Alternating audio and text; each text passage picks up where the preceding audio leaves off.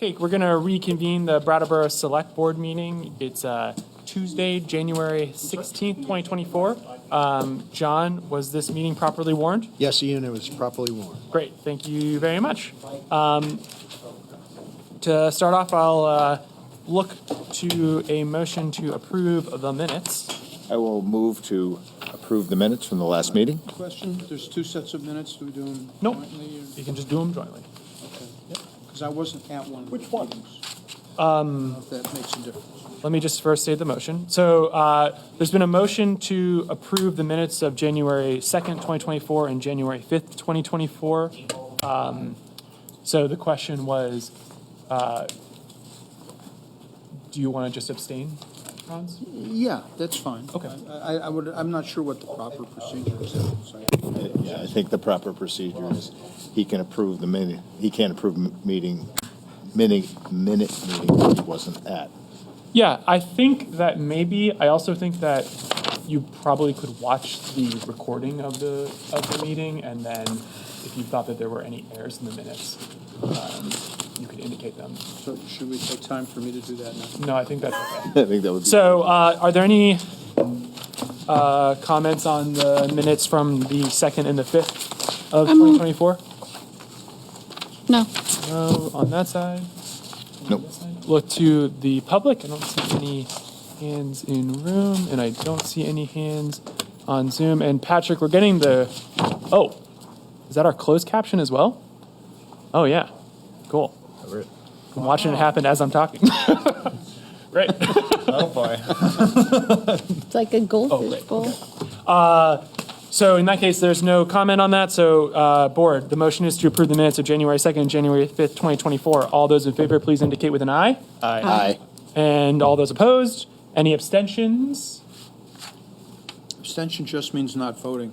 Okay. Doesn't indicate an abstention, one just abstains. Okay. Do you we'll just seriously always have recognize to for be the the difficult record child? that Can't you Franz just has- abstain? Okay. So we're going to move on to chair remarks. I have two remarks this evening. First, I just wanted to call out the Brattleboro Police Department for their professionalism in a response to what you may have all read about a knife assault that happened this past weekend. I appreciate our police officers having the patience and skill to place a suspect into custody without any incident. In the past 3 months alone, there have been 5 situations that I'm aware of where police officers in Brattleboro have been called to help community members who were frightened by a person with a dangerous weapon. In each of those incidents, they were resolved without any injury to the suspect, to the public, or to the officers. This is excellent, and it speaks well of the department's commitment to training, de-escalation techniques, and best practices. And we should be grateful for our outstanding professionalism of our police department that's shown by the members of Brattleboro Police every day for these types of difficult situations. I am incredibly grateful when I read about it in the Reformer or I hear about it from the town manager when one of these situations happens and I learn that no one has been injured and we were able to resolve it without violence or a need to escalate. So I'm incredibly grateful, and I just wanted to express that to Brattleboro Police. So thank you. My other comment is, and I'm sure that the rest of the board feels that way too, and they may echo that, but I speak for the Brattleboro Select Board in that instance. And the other thing I wanted to just mention quickly is the deadline. January 29th is the deadline for getting your petitions in for town officers and RTM members and school board. So if you're interested in any of those, that's Select Board, RTM. If you are interested, you can get a petition from the town clerk's office, get your signatures, and then you got to drop it off by 5 p.m. on the 29th. So you can drop it off in the mailbox that's in the back of the Municipal Center parking lot area, or you can walk it in and hand deliver it to the town clerk. And a little advice from someone who's done this before, if you wait to the very last minute, if there are any signatures that aren't official in the sense that they aren't from registered voters in the town. It's got to be registered voters in the town of Brattleboro for your signature. If they aren't all, and sometimes that happens, especially if you're getting them in the community at a public place, they may be well-intentioned, but they just didn't know they weren't registered or something like that. If you wait to the last minute to submit, if you don't have a valid 30 or 20 or whatever you need, then you won't be actually on the ballot. So if you do it ahead of time, you'll learn whether you had a valid 30 or 20 or whatever number of signatures you needed. And if you didn't, then you have time to go back out and get more. So other way to do it is get more than the number that you need. Either one of those things would be something I'd recommend. So with that, I will turn it over to the town manager for manager's comments. Thank you, Ian. Public Works crews have been plowing, salting, and sanding roadways and sidewalks almost continuously during 5 storms since January 6th. The snow and ice totals have varied quite a bit based on elevation, but crews are working all day and will work through the night tonight. They anticipate picking up snow from the storms Wednesday night into Thursday, so people should plan accordingly for that. Tomorrow, weather allowing, I guess, weather permitting, contractors for the New Hampshire Bridge project will be moving a steel structure from New Hampshire to Depot Street on the Vermont side of the existing bridge. At approximately 1:30 in the afternoon tomorrow, Bridge Street from Main Street to the existing bridge will be closed for a 20-minute period, so 1:30 to approximately 1:50. The rain date for this will be Thursday, January 18th, so please expect delays in the afternoon tomorrow and plan accordingly. So that's all I have. Can we make sure that that's up on the website? Yes, we can get that on the website. Thank you. Great. Thank you very much, John. All right, we'll move on to agenda item 5, Select Board comments, committee reports. Board? No, Franz. Thank you, Ian. Well, people, be careful what you wish for. And I say this with regard to my invitations for the public to comment on all the matters before the board these past few weeks, because we've gotten a whole lot of emails. I've tried to answer them one-on-one, and there may be a couple of recent arrivals that I haven't. But I just want to thank people who've taken the time to let us know what they think about some of the really important budget topics. I think some of those comments have indeed moved the needle on actions that the Select Board may take. So to me, this is public participation in action, and everybody who's done that, thank you very much. Great, thank you, Franz. Other board members? Seeing none. Okay, we're going to move on to public participation. This is an opportunity for members of the public to speak on an item that's not on the warned agenda or to request that an item be pulled from the consent agenda to be considered at the end of the regularly warned agenda. I ask that you keep your comments to 3 minutes, and I will look to members of the public in the room first. If anyone wishes to speak on public participation, just raise your hand. I'm not seeing any, so I will look to Zoom, and I see one hand on Zoom, and it looks like it's Bob Robert. Bob Ozer.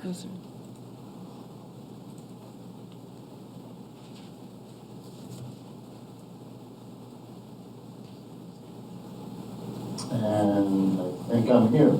Great. So Bob Ozer, Brattleboro, and this is not on the agenda, and I talked about it. Knew about it. So in the minutes of the December 5th meeting, there was an approval of a contract with EMS Billing Services as the ambulance billing provider at a certain cost and whatever. So EMS Billing Services is not a listed corporation in Vermont or New Hampshire. So you're probably looking at EMS Billing Solutions, Inc., which is the company which was affiliated with Golden Cross. Well, EMS Billing Solutions, Inc. in New Hampshire has been dissolved as a corporation. And it was dissolved as of November the 7th, 2003 for not filing the required annual reports, according to the Secretary of State. So I guess the question is, Well, I guess it's public participation, so you can't answer. But the question, the rhetorical question is, do you know about that? And what are the implications of that, of signing a contract with a dissolved corporation? Great. Thank you, Bob. Yeah, let's make sure the minutes are corrected, and yeah, we'll make sure that we will answer your question, Bob, but I'm going to move on to our next member of the public. I'm going to ask John a question. Yeah, I'm working on it right now. Appreciate you. Come on up. Yep. John, with the bridge closing tomorrow, Dick DeGray, District 2 or whatever district I'm in, is there going to be traffic control, considering there's going to be a lot of people that want to turn left to get over that bridge, and that's just going to back Main Street up in a way that we haven't seen for, who knows, over a half hour or whatever it's going to be. But it would be great if we had some traffic control, especially down there at Malfunction Junction, to get cars to say you can't go this way, you got to move on and come back in a half hour. John is indicating with a head shake yes, but yes. But we'll let Dan address Oh, that. yeah. Dan? Yeah, so they're going to have uniformed traffic officers at the intersection on both ends, and they've also have the message board programmed for the closure. So there should be plenty of warning. Great. Thanks very much, Dan. Chief, thank you. Okay, anyone else in the public wish to speak in public participation? I don't see any hands, so, oh, yes. Yes, Steve Zaluzny. I'm just curious, how long was the period of time expected? 20 minutes. Oh, just 20 minutes.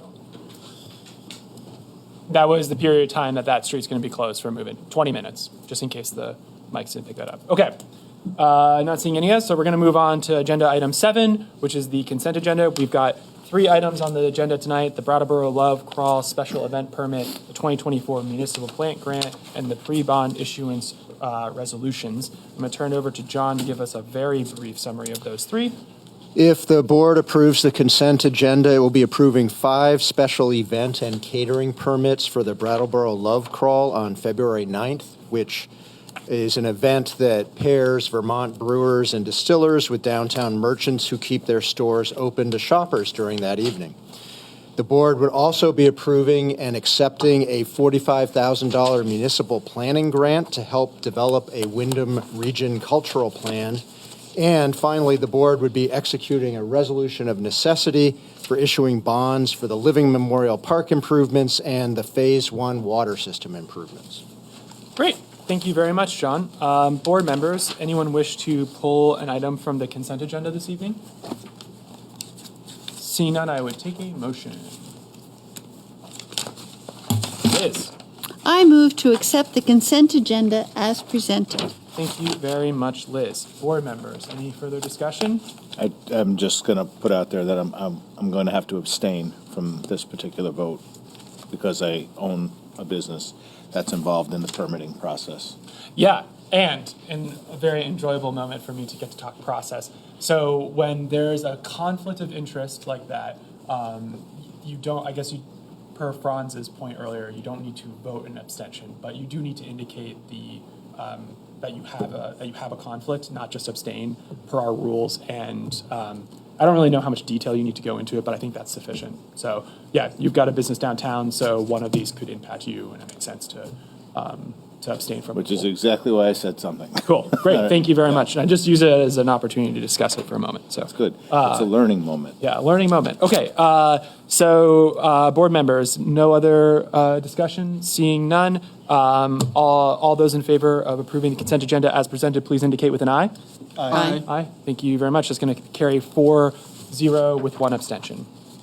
All right, we're going to move on to agenda item 8, new business A, the Downtown Brattleboro Alliance and Brattleboro Chamber of Commerce Marketing Initiative and Economic Development Update and Funding. Whew. I'm going to invite Kate Traskis and Dave and Greg Glitch to come on up to our table. Thank you. And just a very quick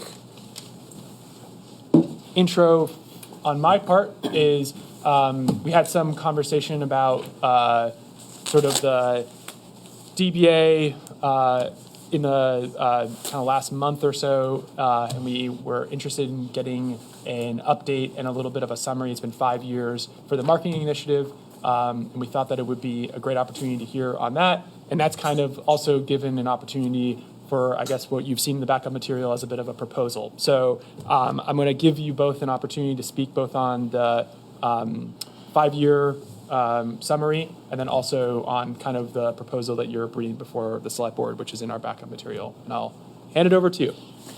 Thank you so much, Ian. Yes, so when I was here a few weeks, month ago, with the DBA budget, we talked, and okay, we'll get to that. Anyway, so the Community Marketing Initiative. We are at 5 years, and the initial proposal for Love Brattleboro BT, really the impetus behind it always was economic vitality for Brattleboro. And the original intention of promoting Brattleboro to visitors and tourists, to attract more people to come, shop, dine. And in that 5 years, we have seen some great wins, and there's also been some changeover, both the contracted marketing professionals who were doing the initiative and staff at the DBA and the chamber. So, and the pandemic happened. So there's a lot that's happened in the past 5 years with this initiative. What we've outlined for you are some of the media placements, hosted visits, the growth in our social media campaigns, and some featured promotions. I think that from my perspective, again, working with this initiative for the past year plus, my understanding is that at first it really was focused on attracting, like we said, visitors and specific demographic populations, and then moved into sort of maybe more tourism at large. We had a lot of influencers coming to Brattleboro and sharing their experience on social media. And then Greg and I, in the last year plus, have really looked at focusing on what are some of the key features of Brattleboro events that we want to showcase. And so honing in more on kind of our arts and culture and short stay destination. Is there anything else you want to add? No, that's good. Yeah, and so I think that we know that promoting Brattleboro is something that we want to do here at the DBA. It's one of our 4 pillars. It's something that I think we do really well. Greg at the chamber also promotes businesses and has heard from membership recently that they want to see more promotion and marketing of businesses. But yeah, so I guess throughout that 4 years, it really, the focus of the marketing maybe changed over time, but I think the importance of keeping Brattleboro top of mind remains important. Tonight, we're also bringing forward, as I mentioned when I was here last time, the idea of focusing on the economic vitality of downtown. And it really feels that we are at a transitional moment, I would say. One thing is the dominant narrative that we see in the local media and on the Facebook groups is maybe not so positive of a light on Brattleboro. And so we try to address that with the marketing and the programmings that we do. But in addition to that, several of our businesses on Main Street have been there for a very long time, decades. And many of the business owners, showing up every day and providing a service, and they're reaching retirement. And so when I walk Main Street, I can see that in the next 3 to 5 years, we are going to have significant turnover.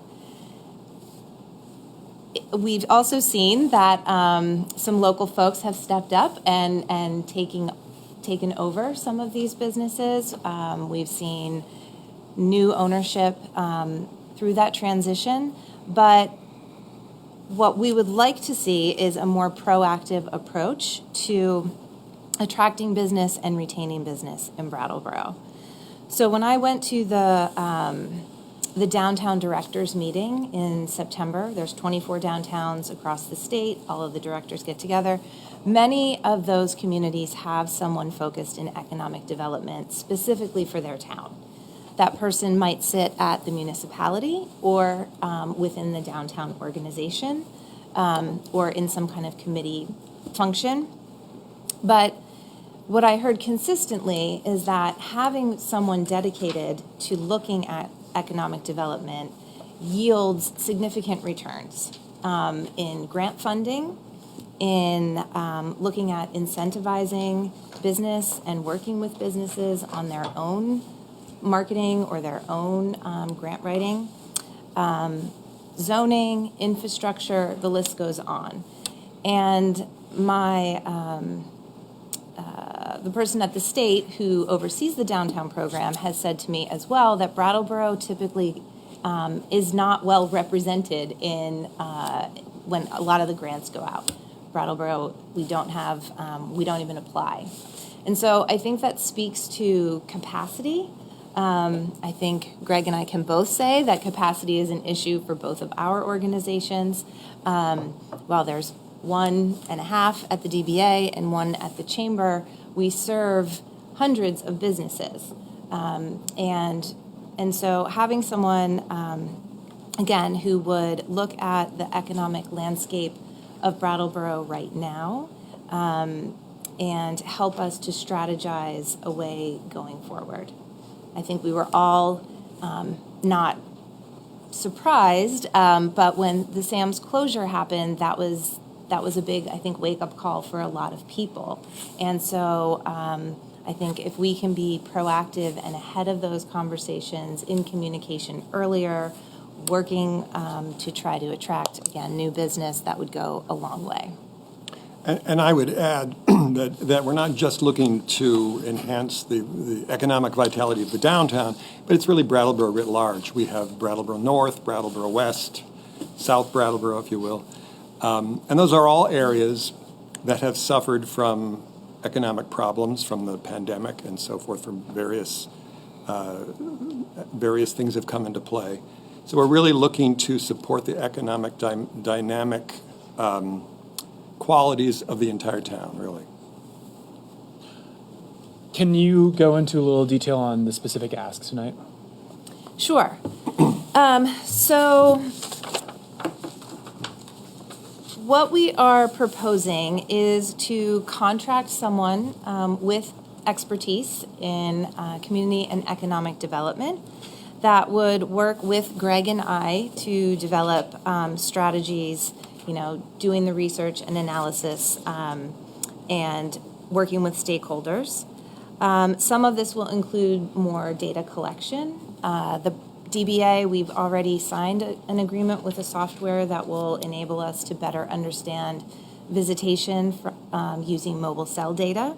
And this is a really powerful tool that I think will be a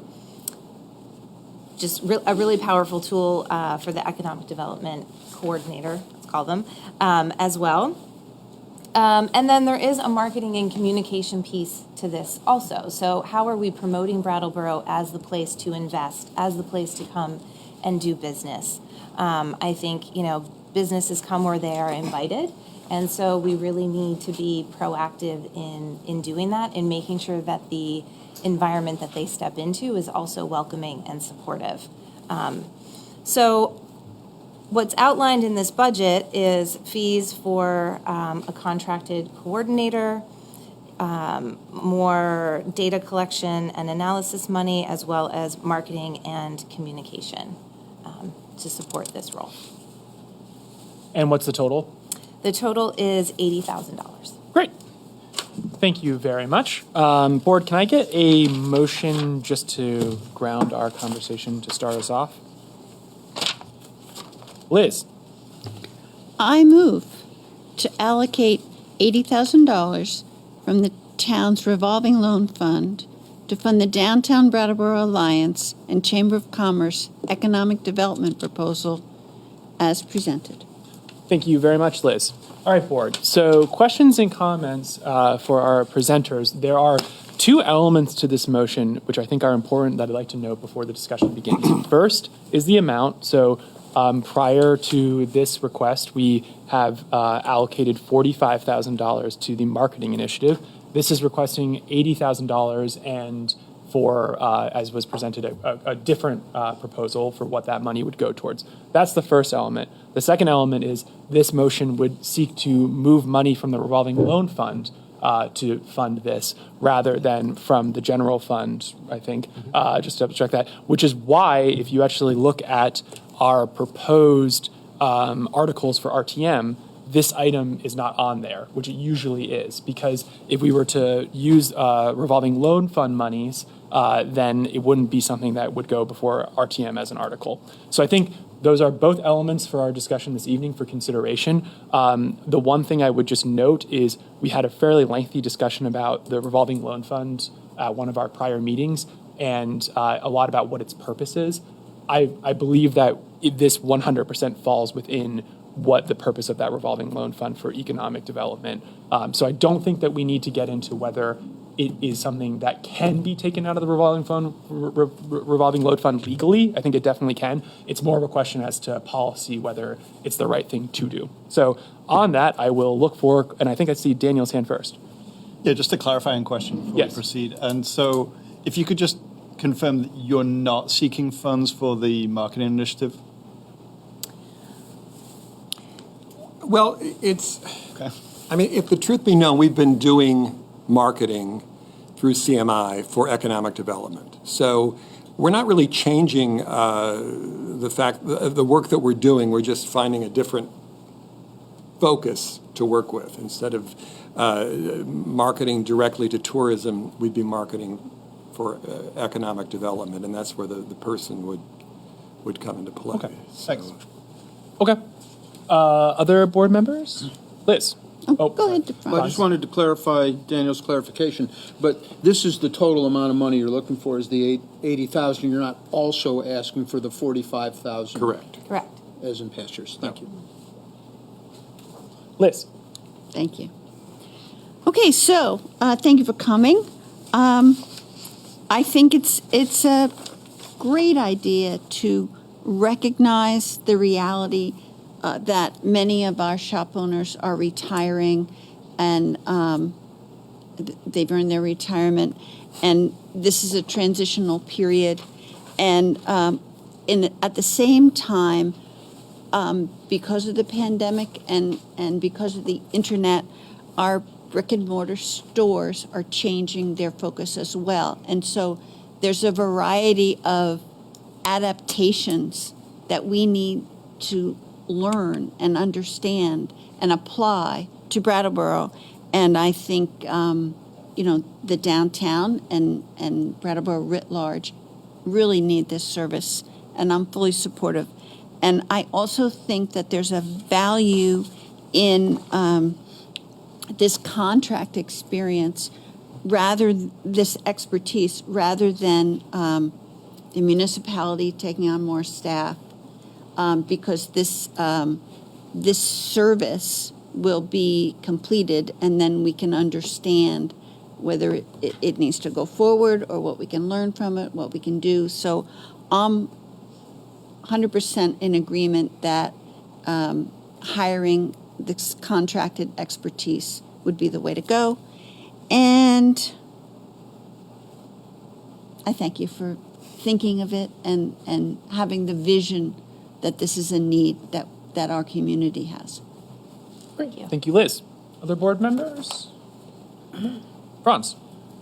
Thank you, Ian. So when I first started looking at this, I was pretty skeptical. Not so much because of the content of it, but just it took me a little bit by surprise. I was expecting to hear more about this every year marketing thing and how we'd done over the past 5 years. And then it was brought to my attention that, hey, this proposal is really different. So I've been thinking about it with sort of different lenses on. And one of the things that I started to think was, well, sounds like a useful function, there's a price tag on it, of course. But also, something I started to question was, well, does this really belong in the hands of a couple of outside agencies from the town staff and administration? Or is this something that would serve us better if it was, sort of integrated more fully with other things that are happening in the planning department and other departments in town? And as Liz just referred to, and you made mention of, in some places it is done that way. But I came to think that this is a useful start. And I was talking to John earlier today. I said, well, I guess it's one of those try it and see what happens things. And he came up with this term proof of concept, which I thought, wow, now that is way more sophisticated. So I'm now adopting the proof of concept language on this. And I think it is worth an investment. Try it and see what happens, prove the concept, and then maybe, but I'm just saying, it may be in the future that this is a functionality that we want to see within town government rather than you guys doing it. I don't know. I'm just kind of thinking out loud about it still because I'm just coming around to it.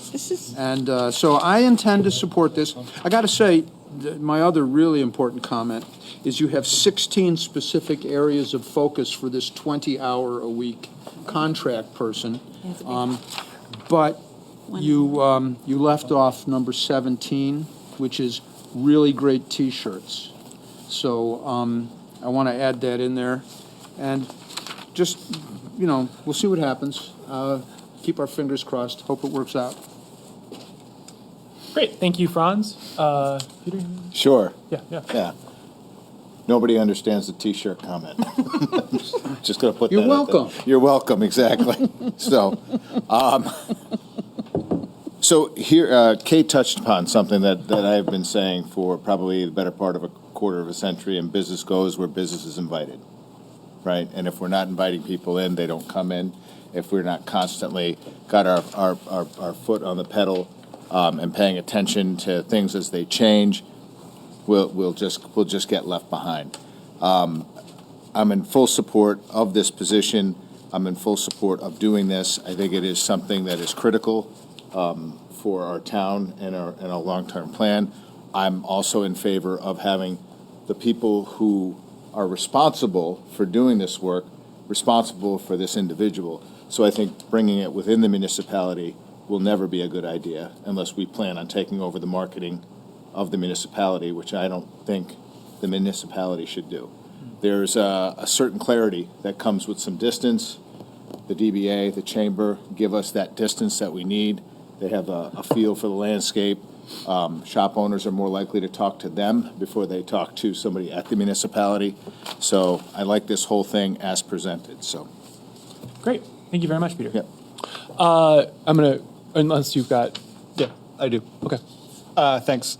So I'm pretty excited about this possibility. I just have a few questions. So this is a position for 1 year, a contract for 1 year, and I wonder what might reasonably be achieved within that 1 year. So how might we know whether it's been successful, whether we have proof of concept? I'd like you to talk a little bit about what grant opportunities are out there, what we're missing out on. And then at some point I want to think about return on investment. This is a significant sum of money. In my mind, this seems like a multi-year project. I don't necessarily want to say, hey, let's fund it for 2 years, right now, but I wouldn't be thinking about this in such a short-term way. I'd imagine it might take a while to kind of really have an impact. So if you guys have thought about what might be expected within 12 months, and then what sort of longer-term kind of strategies and outcomes we might have. Well, I'd like to touch on the last point you made. Return on investment is always, with the way we've been working in the last 5 years, has always been a bone of contention because it's hard to draw a direct correlation between money spent, a placement spent in a magazine or on a website, clicks, impressions, all those social media markers that are great if you've got a lot of them, but ultimately, can you draw a direct line between this magazine article that came out and a sale at some retail establishment in Brattleboro? You can't do it. It's really impossible to do that. So you sort of have to go based on the number, all those markers that are hard to, for a lot of people to read. I think with this proposal, you'll be able to see concrete evidence. We've got this grant that we're working on. We've got this initiative is happening over here. This program is going to be developed over here, and I think there'll be actual concrete markers that we can say, yeah, this was a success, or maybe we need to work more in this area. Yeah, from the grant perspective, there's the transportation grant. So I know that folks here at the municipality met recently and are working with Sue to submit that grant. But that's one that can be applied for every year, and you can actually have 2 grants open at one time. So I think, again, capacity-wise, we'll be able to really jump having a dedicated individual. So there's the transportation grant, there's EPA grants, there's arts grants, there's, AARP grants. There's all kinds that are out there. A project that's been near and dear for us at the DBA that we talk about all the time is Flat Street. And in the downtown plan, there's been work identified for Preston Lot. So if we want to move ahead on that, there's we could cobble together a couple of different grants. There's the Better Places, there's, T-Mobile Hometown Grant, and the list goes on and on.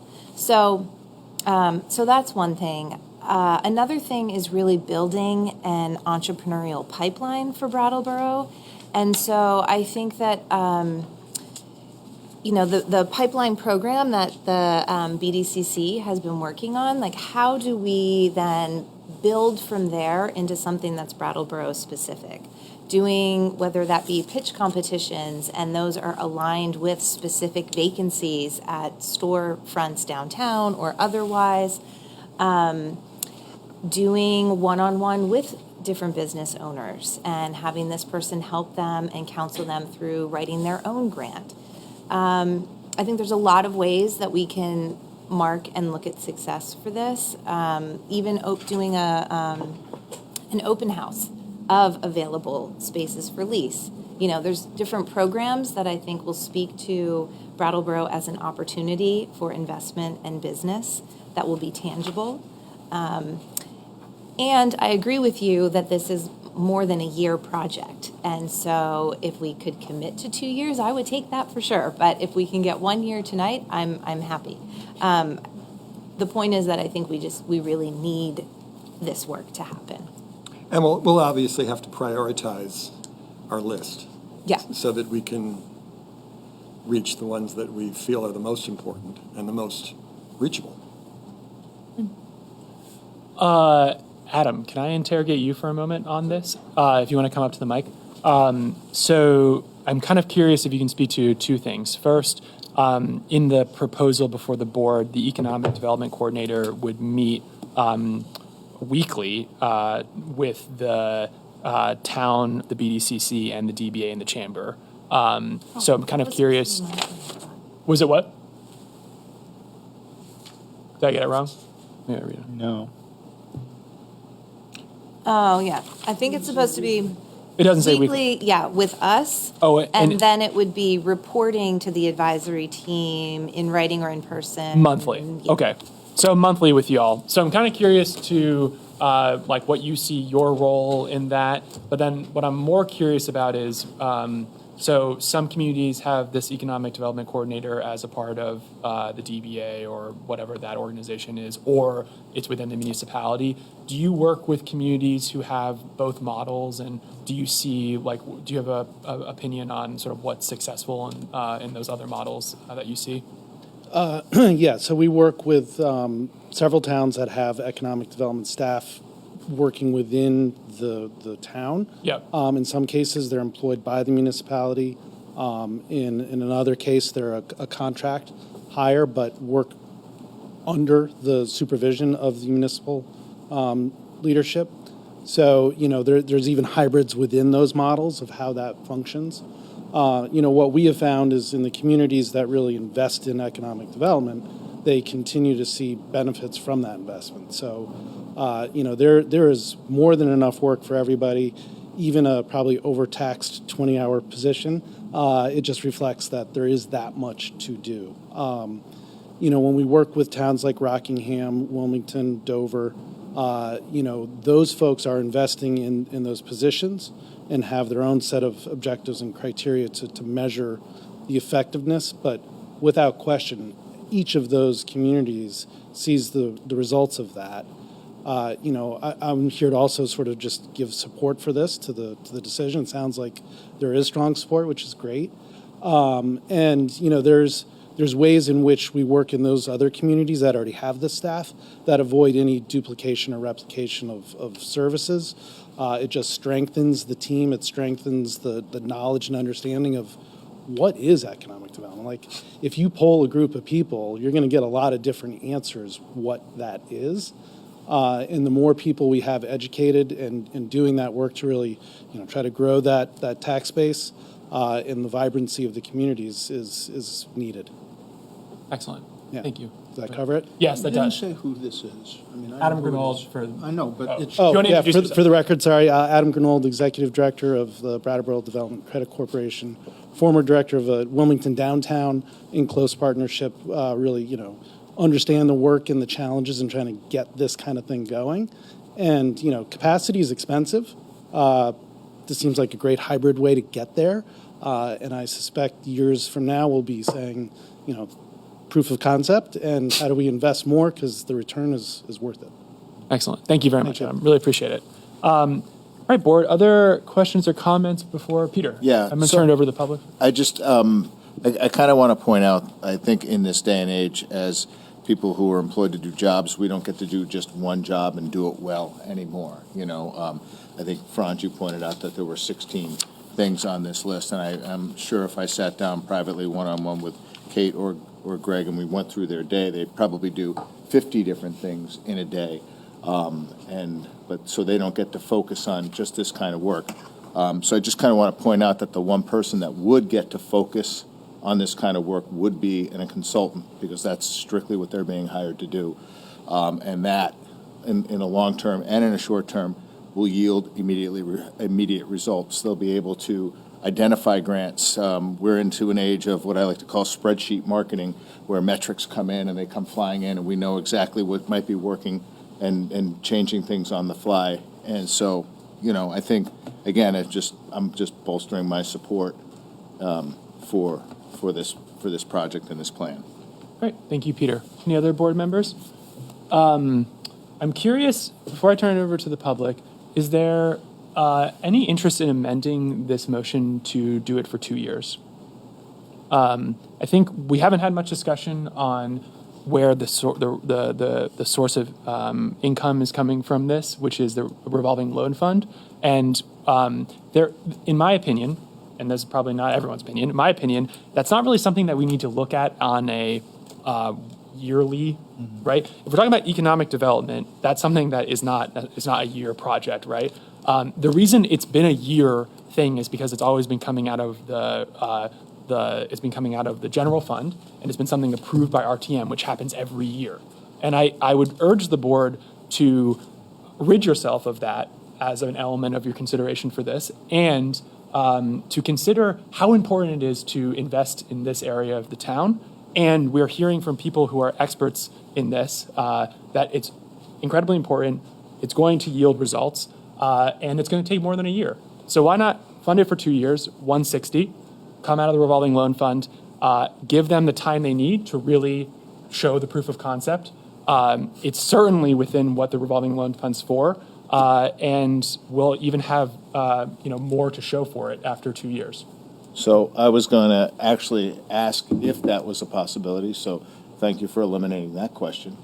Yeah, I would, if that is something that we can do, I would. Sold. Bam. So. Daniel? Yeah, I just kind of want to speak to it a little bit more. Hang on, a point of order here. We're not amending yet, we're just talking. Well, I think if that's what we're talking about is the amendment, we should make the amendment and then talk about it. So amended. Okay, so you're Yeah. amending the motion? Yep. Okay, so now let's talk about it. Great. Daniel.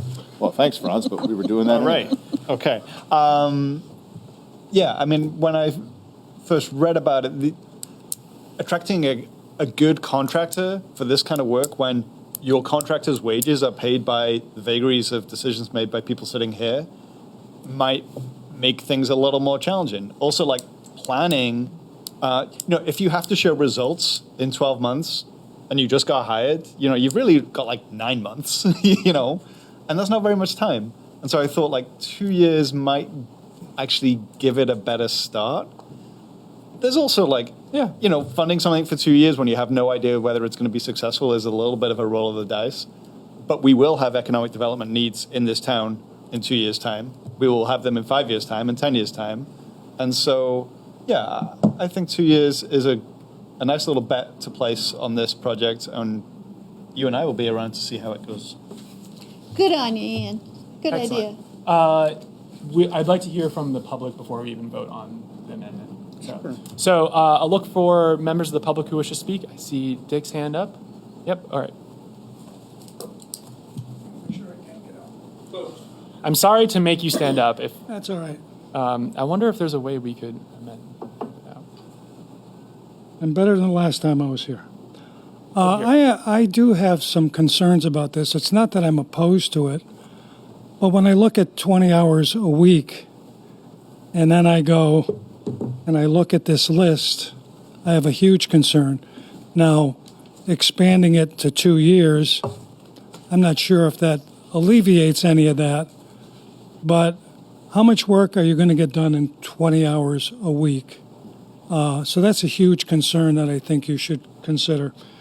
The other thing I heard Kate say was there's a lot of grant opportunities that we're missing, and I would say what's going on in our planning department that we're missing so many grant opportunities, especially to deal with our downtown and actually anywhere in town.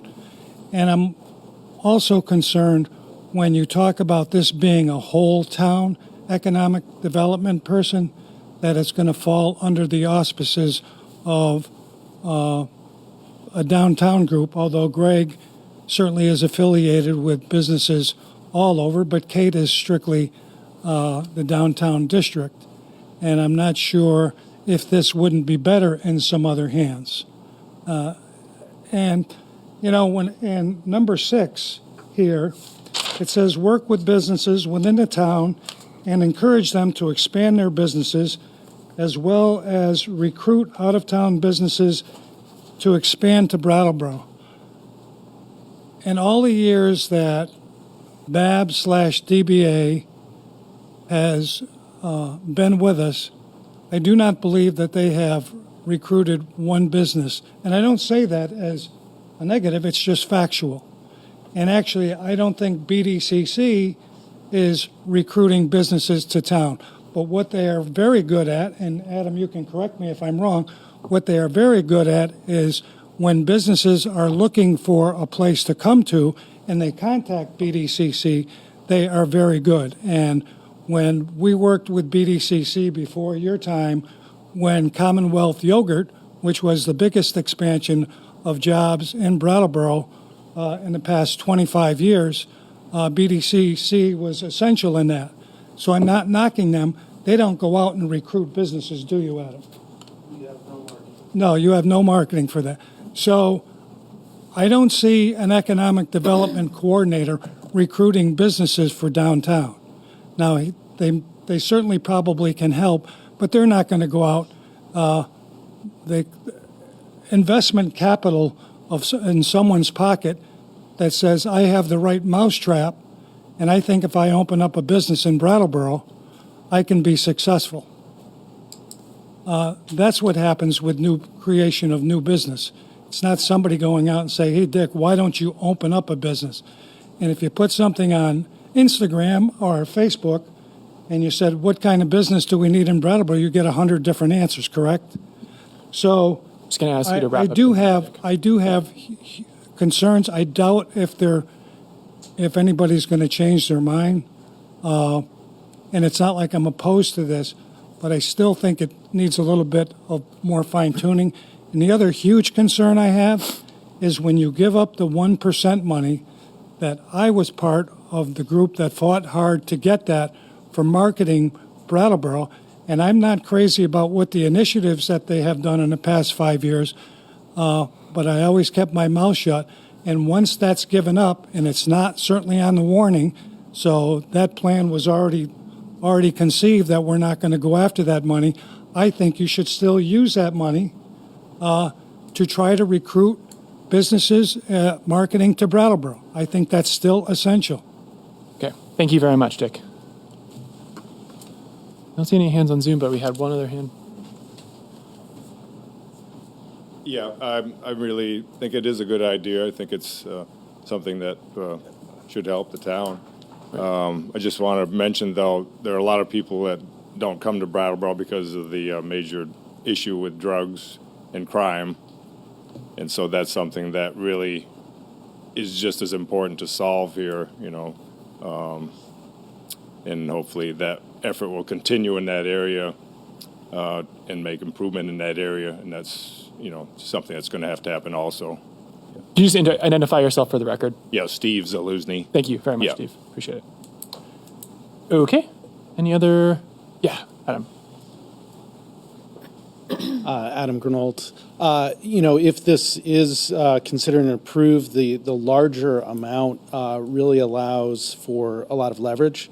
So, you know, depending exactly how those dollars are transferred, suddenly now this effort and the entity that has those dollars can go out and leverage twice what they have as in-kind for a lot of those grants. So it really, doesn't necessarily have to be spent in the same year because those grants often have a longer period of time of compliance. But having access to that amount to leverage really provides even greater return on that investment. Great. Thank you very much, Adam. I don't see any other hands in the room, and I've got one hand on Zoom. Jackie.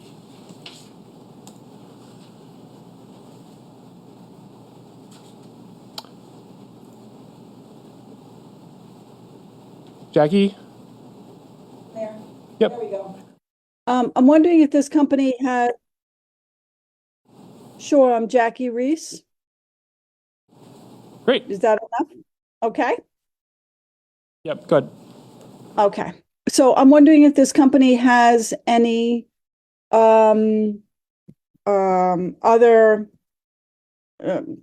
has any results from comparable towns to Brattleboro that we could take a look at? Like, what have they done before and how successful were they?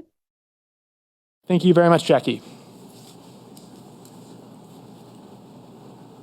So this would be put out as a contract. Yes. That's my understanding. So the work in determining who you would actually contract with would include looking at their record as Yes. to who. And that work would be done by the chamber and the DBA, yep. together. And this advisory group that is mentioned here, so Yep. representative from BDCC and the town, yeah. Yeah, and I think the advisory group speaks a little bit to Dick's concern, in my opinion, about it's working with the entire town, that it's, not only in the hands of the DBA. But I think it's a reasonable concern, and that's kind of part of a pilot like this where we haven't actually done it before. So I think the risk really is outweighed by the potential reward that we get for investing money into this, because it's really needed and we should act now on it. So. And I might add, the majority of the chamber's membership is not downtown. Yeah. So we're an area chamber, so we cover a broader swath. Thank you. I appreciate that. Okay, so I don't see any other hands in for public comment. So board, if there's any other comments, I'd like to make a motion, have a vote on the amendment first, but Franz has his hand up. So. Yes, I have a comment on the amendment. I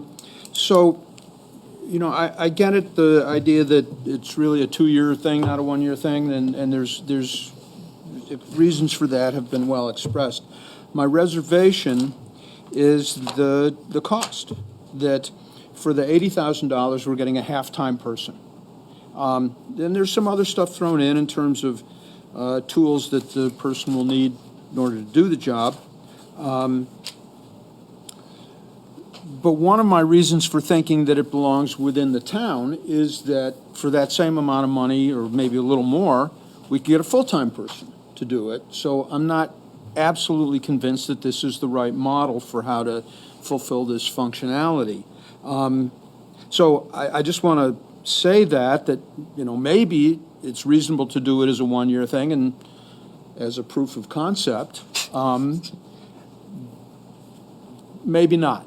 But, with this price tag, now for 2 years, for a half-time person, it seems to me that it's a little bit on the expensive side. And I haven't even decided whether I'm in favor of the amendment or not, but I wanted to put that out there for people to hear. Great. Thank you, Franz. Liz. So, I'm a consultant. And, I get jobs that are in my area of expertise, and it just makes a lot of sense to group like projects together, and you become more effective at them, at targeting the task at hand, rather than having a full-time person who might have less of an incentive to get right to the point, if I may. Thank you, Liz. Other board comments on the proposed amendment? Oh, I guess. Is there anything in this budget that is a one-time cost that wouldn't be incurred in a second year? Sort of seems like there might be. Okay. I think it's a really good question. The consumer survey, those are two things. I'm sorry. Those are DBA budget numbers. Well, so the software that I mentioned, the contract that I have for the year is $12,000. So I would see us potentially renewing that. Website development and maintenance, digital assets. I mean, some of this is, do we have the materials that we need to market, right? Like, do we have the... So while it might not look exactly like this, I think it's fair to say. Right. Yeah. It would be reasonable that in a second year you might need that sum of money, but it's in that ballpark rather than that specific thing. Right. Fine. Okay. Yeah. Others on the proposed amendment? Okay, seeing none, your humble chair has made a motion to amend the motion to read now to allocate $160,000 from the town's revolving loan fund to fund the Downtown Brattleboro Alliance and Brattleboro Area Chamber of Commerce Economic Development Proposal as amended. And I don't know if we want to put some language in there to come back before the board in 2 years. I guess if they want more money. If they want more money, they have to come back. So I guess perhaps that's sufficient, in my opinion. So yes. Okay. So board, I've just read the motion. All those in favor of the amendment, please indicate with an aye. Aye. That's going to carry 5-0. Okay. So we're now considering the motion for 160 instead of 80. So is there any further discussion on the amended motion? Seeing none. John. Yes, just for clarity, Ian, so this is, maybe if you defined the time period, it would help staff understand that this is for a 2-year period and not just a $160,000 grant right now for. So like to be paid over? To get that 2-year time frame into your motion somehow could be helpful for staff to understand what you're trying to do here. Okay. Daniel. And because this is coming from the revolving loan fund, we could cut a check tomorrow, right, for this amount. This is not tied to our budget, which will go into effect on July 1. Correct. Right? Is there a time frame that we're looking at for like a start of this project so that we know where it's 2 years from? Or That was the kind of thing I was trying to get clarity on. Right. Well, so, I mean, we clearly haven't advertised or found our consultant yet, so I think that would be when we would start, right? Right. Yeah, But I guess. sooner than later. So the question, I think, to you, John, is: are you looking for an understanding for how to, how to dole out this money, and is it going to be in multiple payments over 2 years? Is that what you mean, or? No, I think, you could rely on staff to come up with that right approach, but just in terms of setting the policy that this is for a 2-year period, starting when to ending when, would be helpful to know. If you're thinking about that in terms of setting this idea. Can we float a date out there, active to whenever we sign with a consultant? So if that doesn't happen until March 15th, can we do it till March 15th of whenever? Is that feasible? I'm looking to our presenters' thoughts on March 15th. No, I would. No. I wasn't suggesting March 15th. I'm just saying, like, for instance, like, they go out, they do their due diligence, they come in, they do this, they come to an agreement. That agreement just gets inked on March 15th. Can we float? Can we just have this date sort of open-ended till they hire somebody, and then the clock starts running? John doesn't look happy about that. No, I mean, that's fine. I'm just trying to think of what the words are to your motion. How about if it went something like this? That if the motion is amended so that it's as written thus far, but then with the added language, and to be used over a 2-year period from the time of initiation of the contract. Does that work? Oh, yeah. That's Oh, that was smooth. That was smooth. We should put that on a T-shirt. Okay, so that's going to just be a friendly. Welcome. That's just a friendly amendment. We're not going to take a motion on that. So can you read it just one more time, the full thing? Yeah.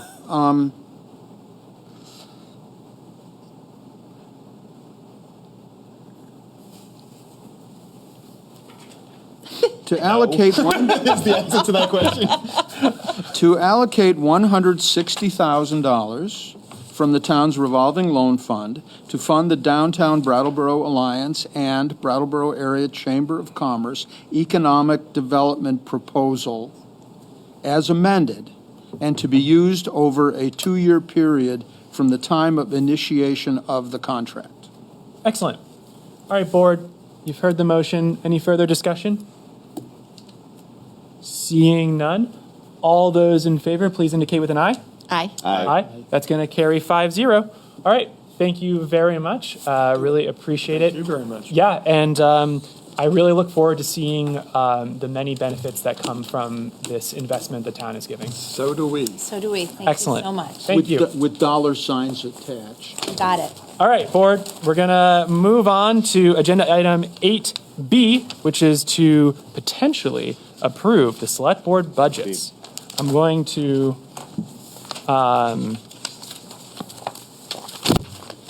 in a moment hand it over to John, but I just want to lay out the process for this evening. So, board, we're considering 3 budgets, which we have been discussing for the last number of months. A budget for the American Rescue Plan Act, a budget for the Capital Fund, and a budget for the General Fund. As we've done for the last conversations, I'd like to take them one at a time, and I'd like to keep them in the order that we've been considering in those other discussions. So we'll begin with discussions of the ARPA budget, then we'll move to Capital Fund budget, and then we'll end with the General Fund. And I'd like to have conversation on one of them at a time. So I'm going to turn it over to John first for discussion on the ARPA budget, and if he can speak briefly to the memo portion for ARPA that was given to us in the backup material this evening, I would greatly appreciate it. Okay. Thank you. Thank you, Ian. So yeah, this is our 10th meeting on the budget this year, and hopefully we're getting close on approving some of these. And the American Rescue Plan Act, or ARPA budget, this proposal that we have before you on page 44 of your backup materials would address 6 of the top 10 priorities as identified in the second public ARPA survey, as well as 2 priorities that were expressed in the first public ARPA survey, and 1 public feedback suggestion made at your December 19th meeting.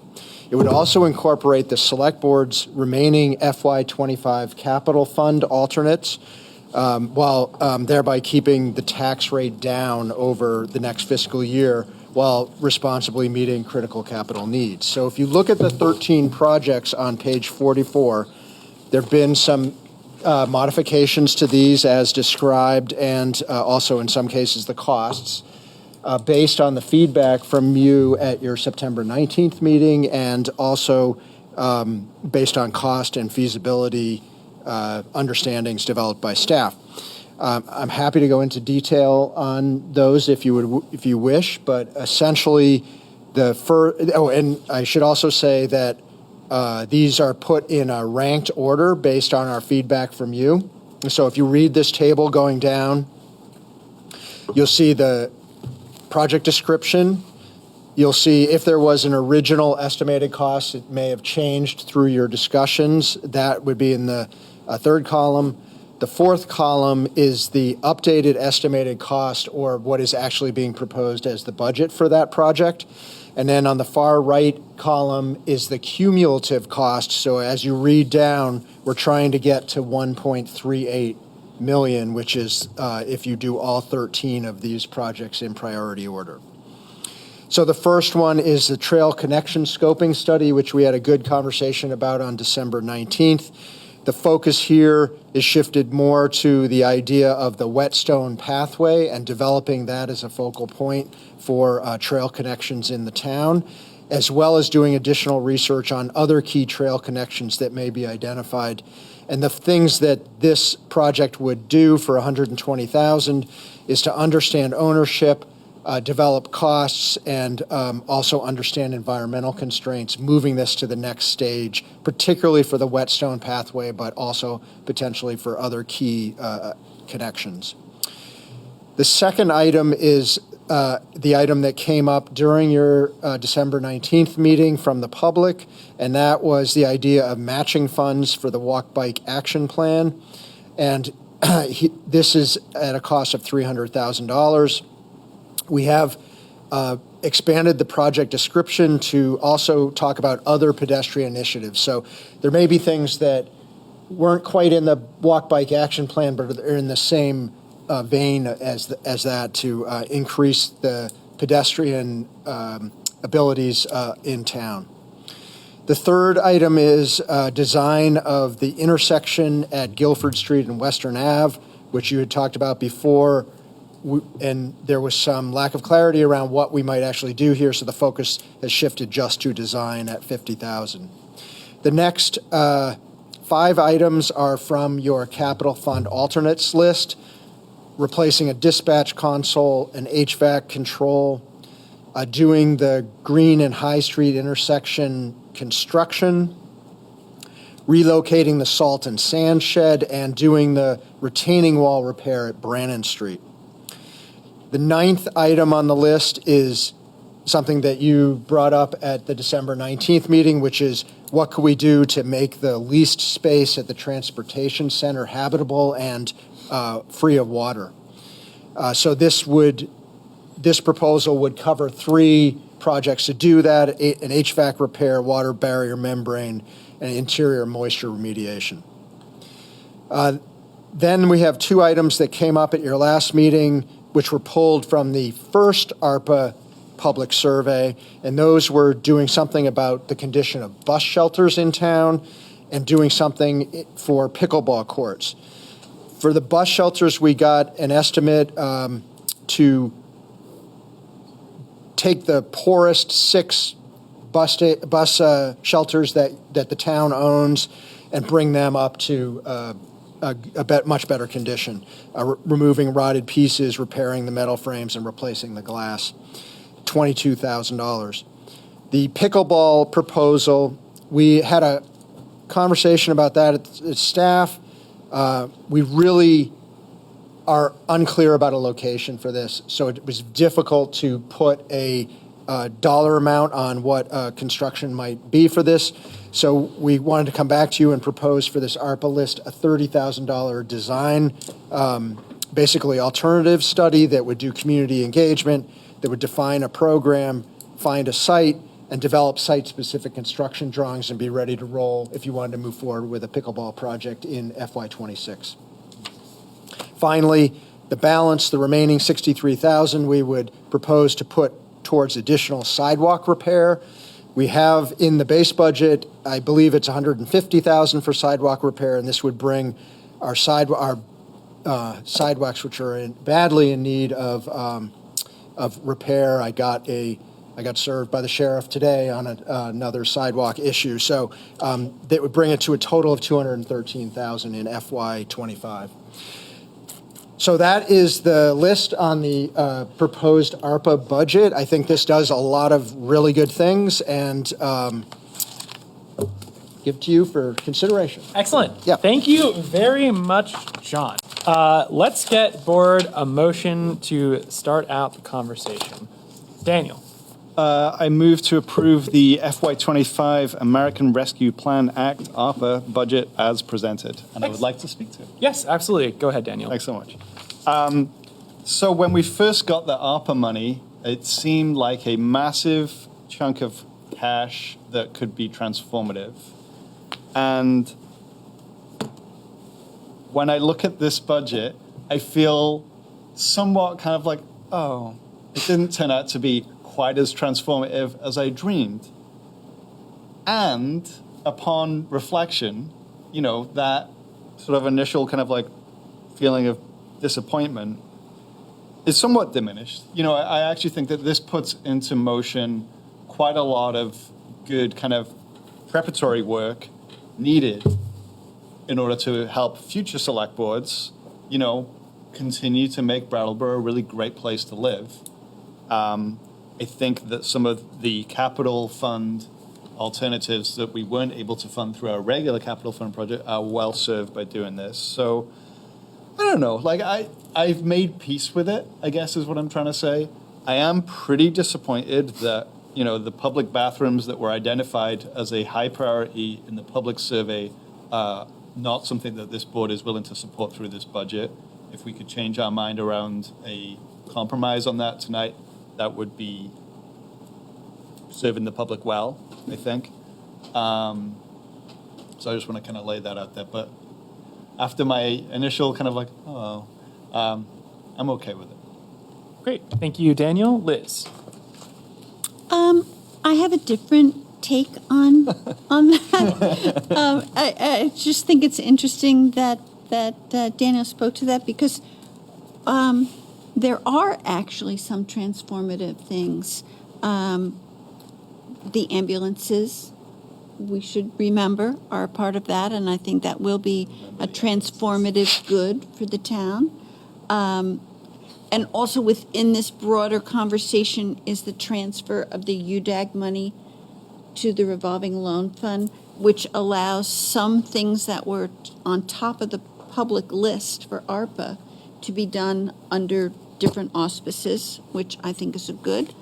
And then what we've seen through our discussion is tweaks here and there that make a lot of things doable, understandable, that meet the needs of not only the town, but what the public asked for. So I'm very happy with the way that this has panned out or sugared out. And, I think that the town staff has done a good job. Great. Thank you very much, Liz. Franz. Well, I have, I guess, maybe a semi-point of order, which is we seem to be discussing this whole, the motion refers to this entire list of items, and my thinking or understanding was that we were going to talk about them one at a time. Now, I guess we can still sort of do that, but, I've got comments, not on everything by any means, but on several of the things. So I wonder if we want to say which ones we're talking about and come to a decision on those things in a discrete segment of the discussion, if that's how we intend to go ahead with this or not. I think that the motion speaks to the proposed Recording in ARPA. progress. I think you froze. Oh, I think we might be having some. Oh, yeah. Double trouble. What's the movie where there are two of the same people? So we're having a little technical difficulty. BCTV, I'm looking to you guys here. Can I get a little update? I think we're good. Are we good? Russ, I'm looking to you, asking you. Seems like we're good. What's going on, man? We're good. We're good? We're good. Yeah. No, I think we're not good yet. I mean, it's- I'm good now. Live. It's just not doing that. Wow, I don't think I'm many gonna. times? Word from home is picture is frozen. Okay. Okay, and I think we're good now? Okay. So the motion considers the full proposed ARPA budget as presented. So I think we can speak to any of them. If there are particular ones that you want to speak to in particular, I think basically we just heard from Daniel and Liz that they are in favor of all of them, if I'm understanding what they were just saying. So they've spoken to all of them. So if you'd like to speak to specific ones, I think you're more than welcome I to. do wish to speak to specific ones. Did I jump in front of you somehow, or, I mean, I don't want to. Every time I see you. Glad that I could be consistent on that. So, I guess what I would like to talk about first is the pickleball courts. Okay. And we certainly got some email about pickleball, and people seem to support it. Something that has occurred to me in the interim is that while we're figuring out how to locate pickleball courts in the future and, you know, where that should be, et cetera, that the basketball court at Living Memorial Park, the outdoor court, could also function as a pickleball court if there were appropriate lines put down, which would be a very inexpensive, affordable way to proceed, while we're taking a year or more to decide where additional courts could be built. So I'm just asking whether that $30,000 appropriation, if it was found to be practicable by the powers that exert their judgment over those things, could we use some of that money for a short-term proposal, like restriping the basketball courts and getting some movable nets, so that when people wanted to play pickleball there, it could be pickleball, and when people wanted to play basketball, it could be basketball. That's kind of the arrangement at the Gibson-Aiken Center, by the way, where the full-court basketball court has 3 pickleball courts on it. Can I just pause you 1 second? I just want to make sure that we're not having any issue. We're not having any issues on Zoom. Our stream is just a little bit behind, so we're all set. Though. Okay, sorry. Okay, that's quite all right. So anyway, that's kind of an interrogation more than anything else, that I'm in favor of the allocation, but I'd like to see some flexibility in how it's used, if there's a good way to make facilities available quicker. Yeah, Daniel wants to speak to that? I just want to interrogate Franz a little bit. Is the Brattleboro Outing Club not planning on building pickleball courts that you are a member of, and that I am also a member of? I am a member of the Brattleboro Outing Club. The Brattleboro Outing Club annual meeting is on Thursday, and I don't know if this will come up or not. However, I'm just a member of that. I've been on the board of the Brattleboro Tennis Club, but that's a separate organization. So most of what I hear about what the Outing Club is doing is just, you know, indirect, secondhand information. They have been looking at putting in a couple of pickleball courts for a couple of years, and up to this point, nothing has happened. So personally, I would love to see pickleball courts at the Outing Club, but I know of no way to say when or if that is actually going to happen. John, can you speak to a moment on Franz's other question, which was, could some of, and please correct me if I'm not saying this correctly, could some of the $30,000 proposed ARPA expenditure for pickleball courts be used to have like an interim solution so people can get to playing pickleball as quick as possible? Yeah, I understand the request, I think we could probably look at that. I might ask Carol Lalott to come up and give us her thoughts on it, but generally, I think, it might cut back a little bit, or I would say it might force us more to go in-house with some of the work that's described in this ARPA list to free up some funding for what you're requesting, but it's certainly something that we could add to this concept within the 30,000. Yep. Okay. Carol, do you have thoughts on that?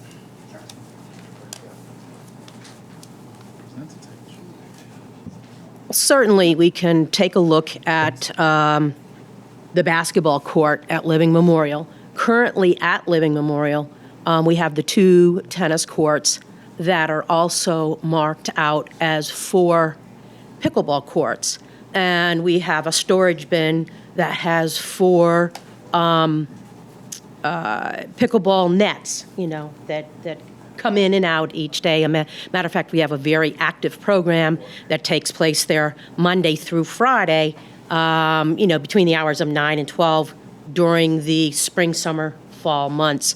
Then they transition indoors to the Gibson-Aiken Center. So as far as, the basketball court at Living Memorial, yes, certainly we could remark that. We could purchase some nets. That certainly would cut into that 30,000. I would think probably half, if not maybe a little bit more, would need to go into that by the time, we fill some of the cracks at the basketball courts, repaint the basketball courts, because we're talking about totally different lines. So you probably, I would guess, without being held to that number, we're talking close to $15,000 to that.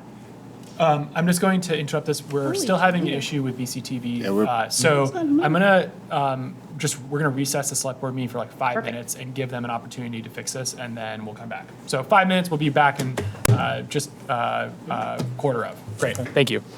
All right, we're going to reconvene the Brattleboro Select Board meeting. BCTV, we're good to go.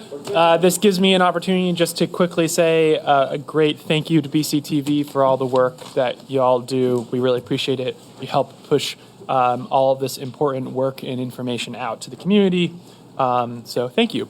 All right, so we are just having a robust and interesting discussion about pickleball courts and basketball courts. And where we left off was could a little bit of the 30 grand in the ARPA expenditure for pickleball courts be used to basically repaint some basketball courts so that pickleball could be played more pickleball could be played right now while a scoping discussion was happening for where to put pickleball courts in the future? The answer was like, yeah, kind of, I guess, was kind of my take on it. But I'll give it to Carol again to just speak to it briefly, and then we'll move on to the next item here. Yeah, just to take off from where we were before and, include a conversation that I was just having on during the break is I think something that we'll need to consider in that particular location is how close in proximity we are to the residents at Brookside. And we all read about pickleball noise, even though it's just this little ball, but it's ting, ting, ting. And so I certainly think if we put it there, we're going to have to look at some type of sound mitigation as we separate 2 properties because... Okay. Great. Thank you, Carol. Really appreciate it. Well, just as hearing what Carol just had to say and saying it's going to really take half the money to do this one quick fix, I would suggest that the first task would be the feasibility and reasonableness of that first task, whether it's worth it to spend half the money on something that might have some sound problems. Because I remember in planning the skate park that the noise from those residences was huge. And so that could very well be a deal breaker. And I want that to be studied first before we go spend half our money on that. Franz? Yeah, let me just say, I wasn't proposing that be done. I was really asking whether there could be some spending of the funds in pursuit of some immediate provision of services. And if there's good reason not to do it on the basketball court or close to Brookside, et cetera, I'm absolutely respectful of that. I still would be happy if that could be considered or thought about and perhaps acted on if it doesn't cost too much and if there's no obstacles to it.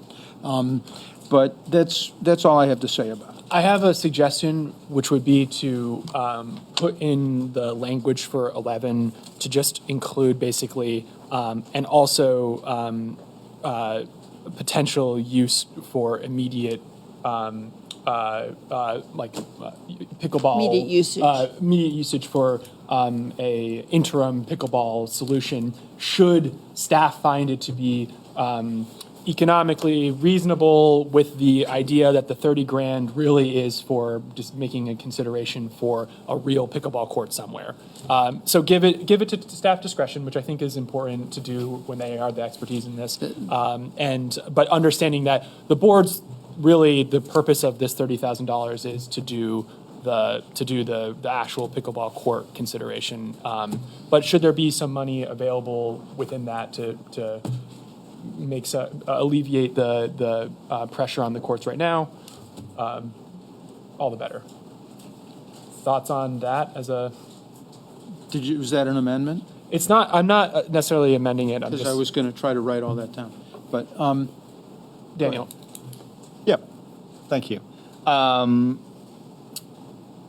It seems that during the good weather months, pickleball is largely played at Living Memorial Park's tennis courts. And as a tennis player, I can tell you that Living Memorial Park's tennis courts are my last option for playing tennis in this town.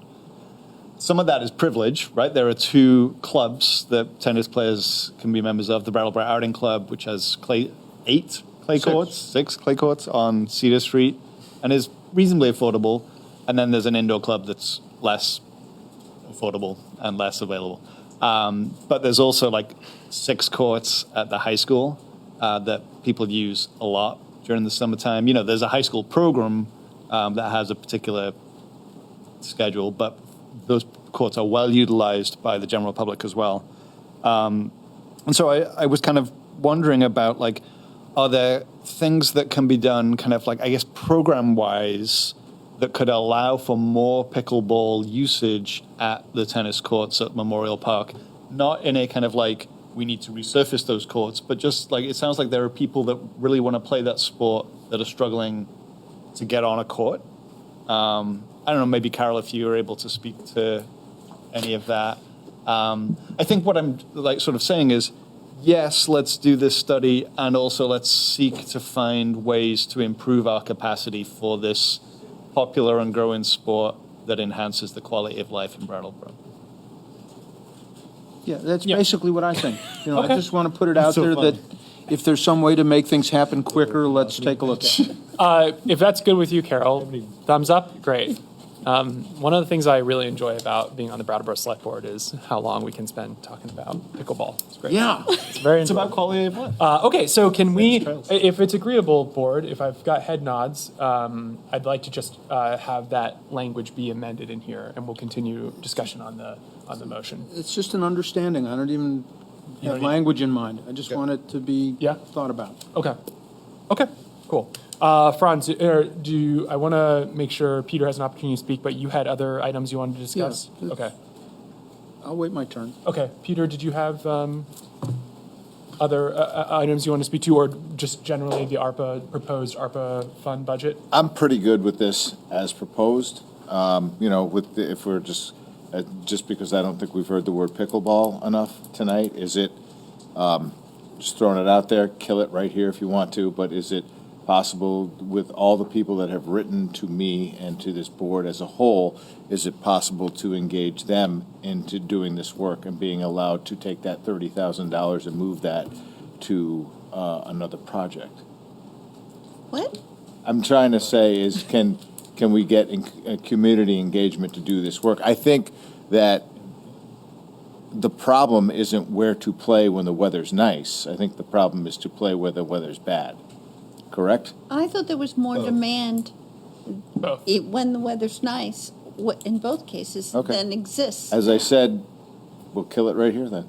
Yeah, and I think the community engagement element is important, and it is considered in the language proposed for the 30. Okay. So, okay. Other board members? Daniel.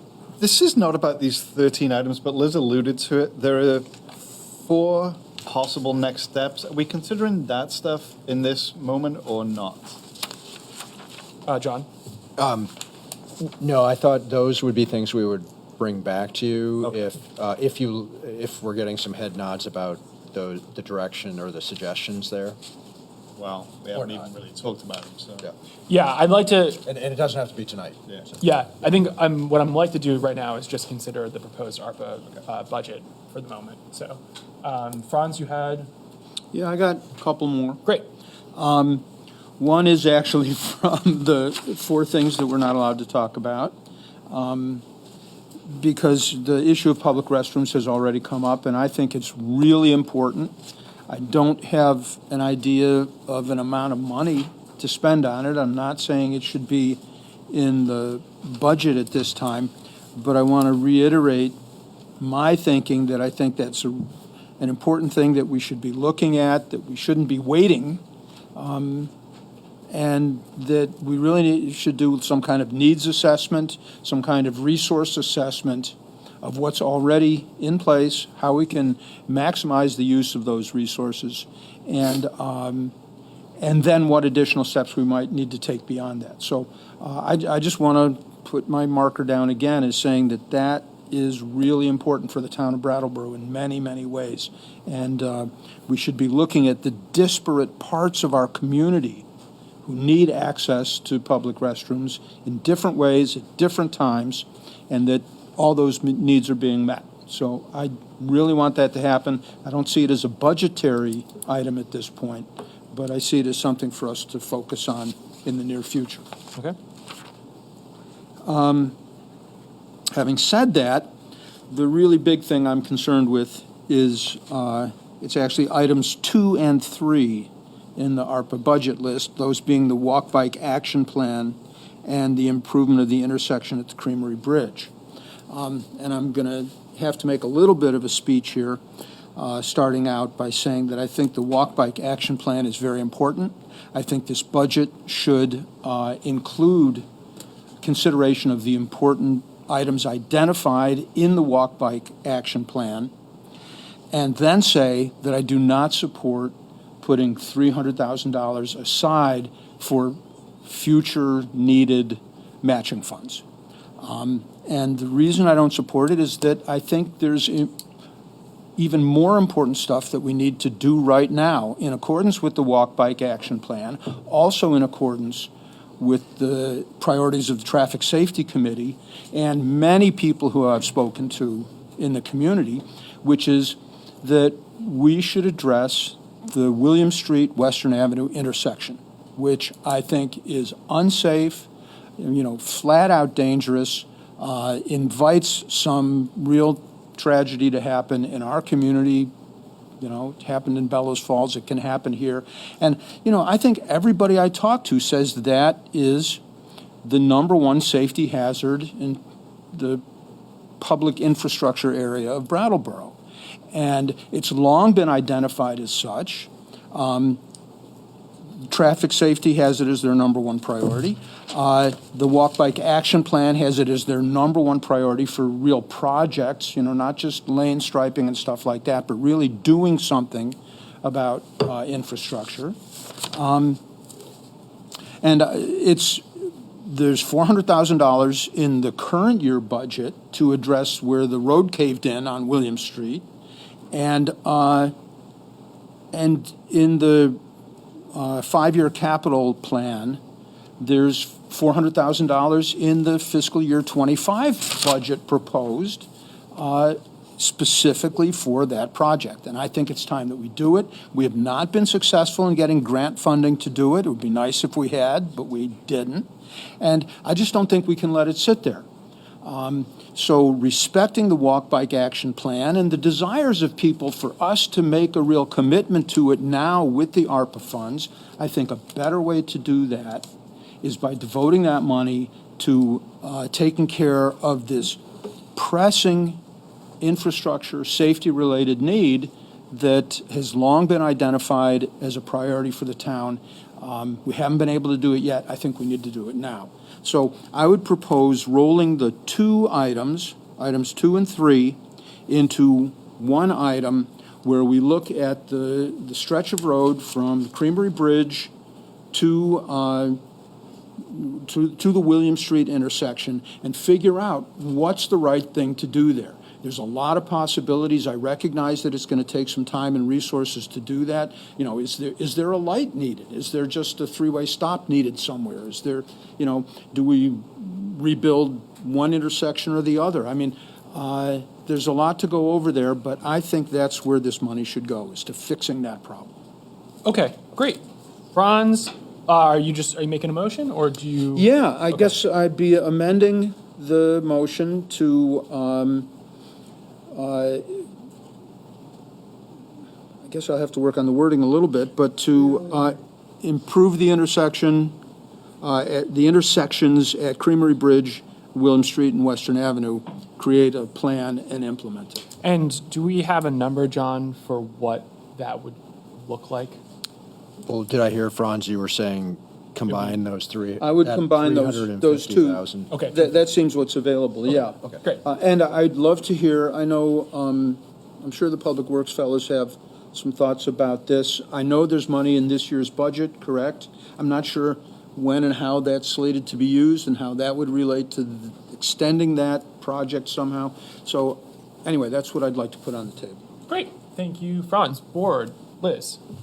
So the Traffic Safety Committee has studied this, and my position is that the plan that had existed was pretty much of a Cadillac plan, and I asked that it be re-looked at by the traffic engineer, and Dan can tell us what the status of that is.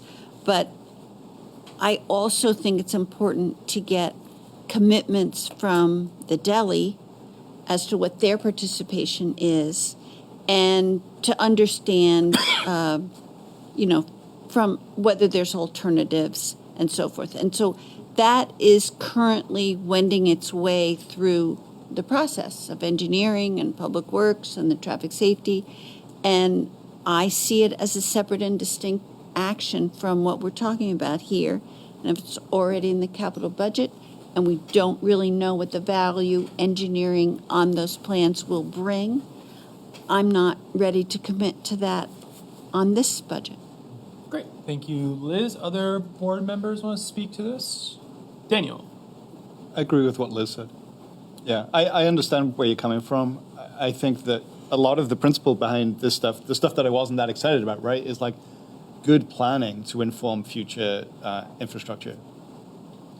Other board members? I would echo what Liz said as well. Okay. So we can take a formal motion if you want to, but it doesn't seem like you've got. I want a formal motion. I want to vote on this. Okay. Do you want to hear from Dan? Yeah, I'd love to hear from those with some knowledge. Specifically what's happening now. I don't want you to just have to sit there the whole time. I want to give you an opportunity to stretch your legs. So currently, Sue and I have had some conversations with the traffic engineer. Our initial scope hoped to include the Guilford Street to exit 2. The cost of that was more than we had anticipated. So I think maybe there's some opportunity with the money that's here in the ARPA to extend that scope to include all of that. We haven't made any forward progress on the scoping study of the William Street intersection. We're still in discussions with the engineer. And as far as the slide goes, the money was allocated for the current budget for that repair. The planning department came across a grant to potentially pay for 90% of it, so we have applied for a FEMA grant. Brian Banning has been communicating with FEMA, and we're hoping to hear more soon, and maybe some of that can be covered by the FEMA grant. And how much money is currently allocated towards that? towards the Wall. slide. Yeah, the slide. Yeah. 300,000? 300,000. So 400,000? 400,000. So there's a potential that 90% of that could be covered by a grant. Hopefully. Yeah. So, interesting. Did you have other questions for? Well, given all that, what do you see as a timeline for seeing actual improvements in this location? Actual construction? Yeah, I don't think we're there yet. I mean, So is there anything we can do to enable us to start establishing some kind of expectation for what might I happen? think it's the engineering that Liz spoke to. I mean, we did some preliminary work. We did some conceptual drawings a few years back. It was met with a lot of resistance. There's been public meetings about it. And, I think like Liz said, we need to move the engineering forward and kind of rethink and get everybody on the same page. So do we have the funding right now for that engineering to be done? Is that for the intersection improvement? Yeah, for whatever you just said what we need is for the engineering to move forward. Is there funding in place for that to happen? I believe that the board told us to go forward with pursuing the engineering on that.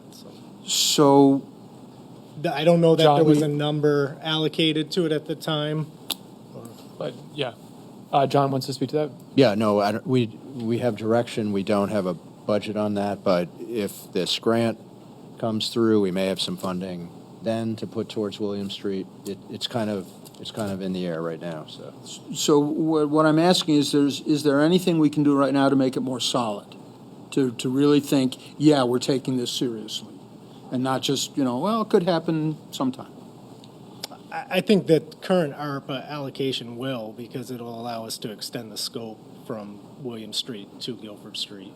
So just what's the $50,000 you think will be sufficient to really make headway on this? Mm-hmm. With the initial engineering. Okay, thank you. Thank you very much, Dan. Oh, do you have? It seems like there's sort of a question hanging in the air. So the $50,000 right now is to improve the intersection at the Creamery Bridge, and it says here to design an intersection improvement at the intersection of Guilford Street and Western Avenue. So that's a different intersection than what we're talking about. It's pretty close. Would both of these projects get some attention from that money? Sue is online, and she's been communicating with the consultant. I apologize, I didn't see Sue's hand up before. Want to hear from Sue? Yes, please. Hi, Sue. So yeah, I've been having conversations with the consultant that we received the quote from, and our original scope was basically the exit 2 interchange to Guilford Street. It did not include conceptual designs for Guilford Street. So I would think, based on my conversation, they were going to revise the quotation, but probably planning for another $10,000 to $15,000 would be good. They, would probably want to look at whether there was a warrant for a light at the intersection of Guilford Street and Western Ave, and that requires a longer traffic counting. And then there would be some conceptual designs there. So, even if there was 10,000 more, that would cover the designs for both intersections. Need to amend this ARPA allocation so the additional sidewalk repair was basically the leftover amount. Could we take $10,000 out of that, put it towards the intersection Creamery Bridge improvement? So it'd be $60,000 now, so that it covers both. If So that's more important. If that's more important. No, I am just trying to find a common ground to sort of achieve all the things the board's trying to do here. So, Liz. Well, I just question whether the Creamery Bridge 50,000 can't be merged with the William Street for combined study. And I thought that's what Dan was saying. That's what, yeah. So we're already doing that, and I think what I'm hearing from Sue is that given some of the realities on the ground there, an additional $10,000 would help to cover that merging with the. Am I understanding that correctly, Sue? Yes. Oh. Yeah. Okay. Okay. So I think really the question, Franz? Well, I want to ask Sue a question. How do you see the timeline on this? you know, what can we expect to have happen within the next year or maybe more than a year? I just wonder, you know, again, my question is, what can we do to make something good happen there? Sure. So I think within the next year, we would have conceptual designs for both intersections and a preferred alternative. And then from there, we could go on to apply probably for some state transportation funding for the design and construction. But it's going to depend on what the project might be. If it's a simple intersection, you know, no right of way needed, that kind of thing. So that would be my hope. So, you know, does conceptual design in this next year and then moving it forward to design and construction, final design and construction.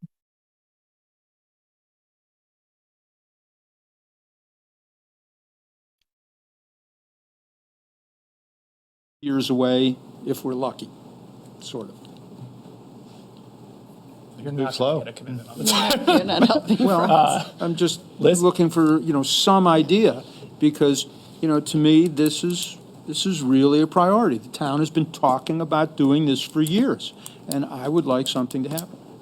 Liz? I just wanted to mention the complexity that when the Traffic Safety Committee was talking about the Creamery Bridge the other day, you know, there is the car element and the bicycle element, and they need to merge to coordinate themselves, because what benefits the car may also be a hazard to the bike. So that's just a complexity that needs to be understood and vetted as we're going forward. And I just don't want anybody to think that this is easy. Daniel? And that's why I chuckled when we were taking it out of sidewalk repair, because I was like, wow, we're gonna really work on the motorist and screw over the pedestrian for... This is the number one item on the walk bike action plan. I don't want people talking over each other. So Yeah. Daniel, finish your comment, please. You know, Yep, after. competing priorities, I would like all of those constituents to be served well. I think this is a good balanced budget. A little extra 10 grand for that project would be fine. Maybe we take it out of the walk bike action plan matching funds, you know. It's a very good idea. So it sounds like we can just pull 10 grand from anything, if I'm understanding this correctly, right? One of the lower priorities on this list hits me as number 10. Okay, you know, you'll excuse me. I understand that these bus shelters are in a little bit of a disrepair, but you know, maybe we shoestring that. Take that 10,000 and move it up to that. I'm not a fan of removing anything that's going to repair our sidewalks. So, you know, I'm just saying this is Fair. Liz? Well, I think that number 10 is one of the few things on this list that has a more realistic budget than anything else. So I kind of like Daniel's taking it out of the 300,000 for the matching funds. Okay. So I think it's an important conversation here on this. I would say that if we were to take 10 out of the 300, so be at 290 for the walk bike action plan matching funds, there's a pretty good argument to be made that that's going towards bike pedestrian interests, because this intersection is a real concern. There may even be an argument to be made that based on the language in this motion currently, we could allocate the $300,000 to the matching fund, and then you all could ask for 10 grand out of it to help with this study based on what it would accomplish. So I think it's kind of happening either way here. I think we can all agree that we need to take $10,000 out of something and put it towards. Yeah, and I think my only pushback for the can we take it out of anything is the capital replacement items really need to stay at that number, because those are the numbers that Okay, we've been given fair. Was not aware of that. Yeah, Okay. so for like the HVAC and things like that. Yep. So I think I don't want to keep dancing up there. Anyone else have any questions for two of them? Thank you both very much. Really appreciate it. Are we kind of feeling agreement on the? Well, we have your motion. So why don't you read it one more time, and we'll take a vote on that. My motion is to amend the proposal to merge the items 2 and 3, the walk bike action matching funds and the improve the intersection at Creamery Bridge funds to a total of $350,000, and to allocate that money to the improvement of the Western Avenue intersections with Creamery Bridge and William Street. Great. Board, the motion, you've heard the motion. All those in favor, please indicate with an aye. Oh, you're in favor. Okay. 2. All those opposed? Excuse me? Yes. Can we clarify that? So the motion is to amend to basically remove the walk bike action plan and merge it with the improve the intersection at Creamery Bridge. So it'd be $350,000. So we're not. Oh, yeah, no. Okay, so there was some confusion there. So let's have that motion one more time. So You shocked me. no, she can't take it back. So all those in favor of Franz's amendment, please indicate with an aye. All those opposed, please indicate with an nay. Nay. Okay, that's going to fail 1 to 4. So back to the original motion.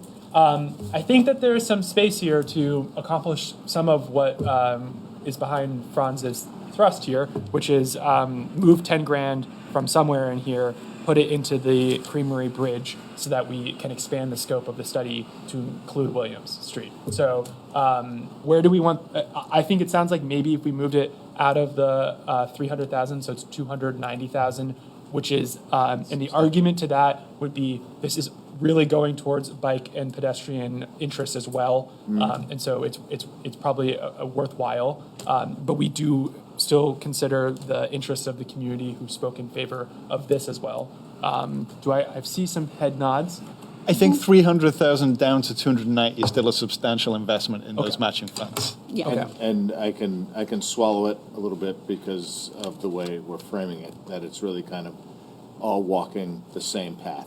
A little bit. Yeah, Or biking it. or biking it. Or biking. Yeah. As would be my case. Yes.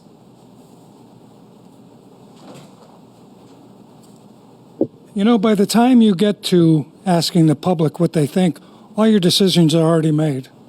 And so it doesn't make a difference what the hell I say or anybody else coming up behind me. And I'm looking at this, and you're talking about this 300,000. I'm going to give you an opportunity to speak when we're Okay. done on this. So, Okay, Thank well, because it really pertains to this. Yep. And actually, anytime you single out one of these items, I think the public should get to waiver in, talk about it, because if you go, okay, we're okay with this, that means regardless of what I say, you're just going to go, okay, what's the next item up for auction? thank you, Dick. Okay, so are there other items? So maybe we're at 290 on the walk bike action plan. Franz, I wanted to give you an opportunity to speak on any other items before we turn it over to the public. I don't have anything else right now, but I really think Dick's point is good that the public should be able to speak now. Yeah, absolutely. Okay, so members of the public who wish to speak, I haven't recognized you yet, Dick. It takes me a while to get up. That's fair. But I don't see any other hands, so please come on up. So when I looked at this and I look at what it's for, $300,000 set aside is just an absurd number for potential grants that may take years and years and years to finally expend. And we have infrastructure needs in our town that are much more important. And I'm not saying that there shouldn't be some money here, but $300,000 is, to me, way, way over what this allocation should be.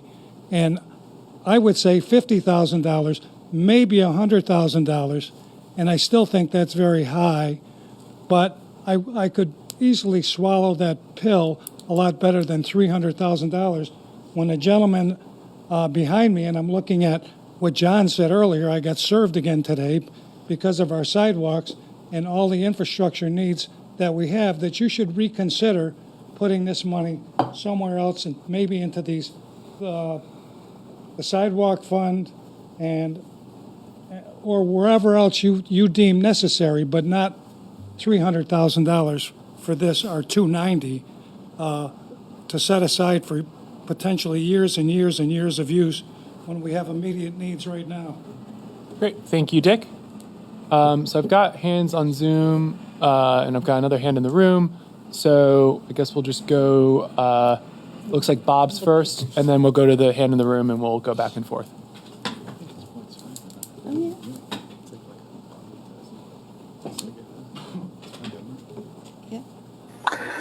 Hello, Bob Ozer, Brattleboro.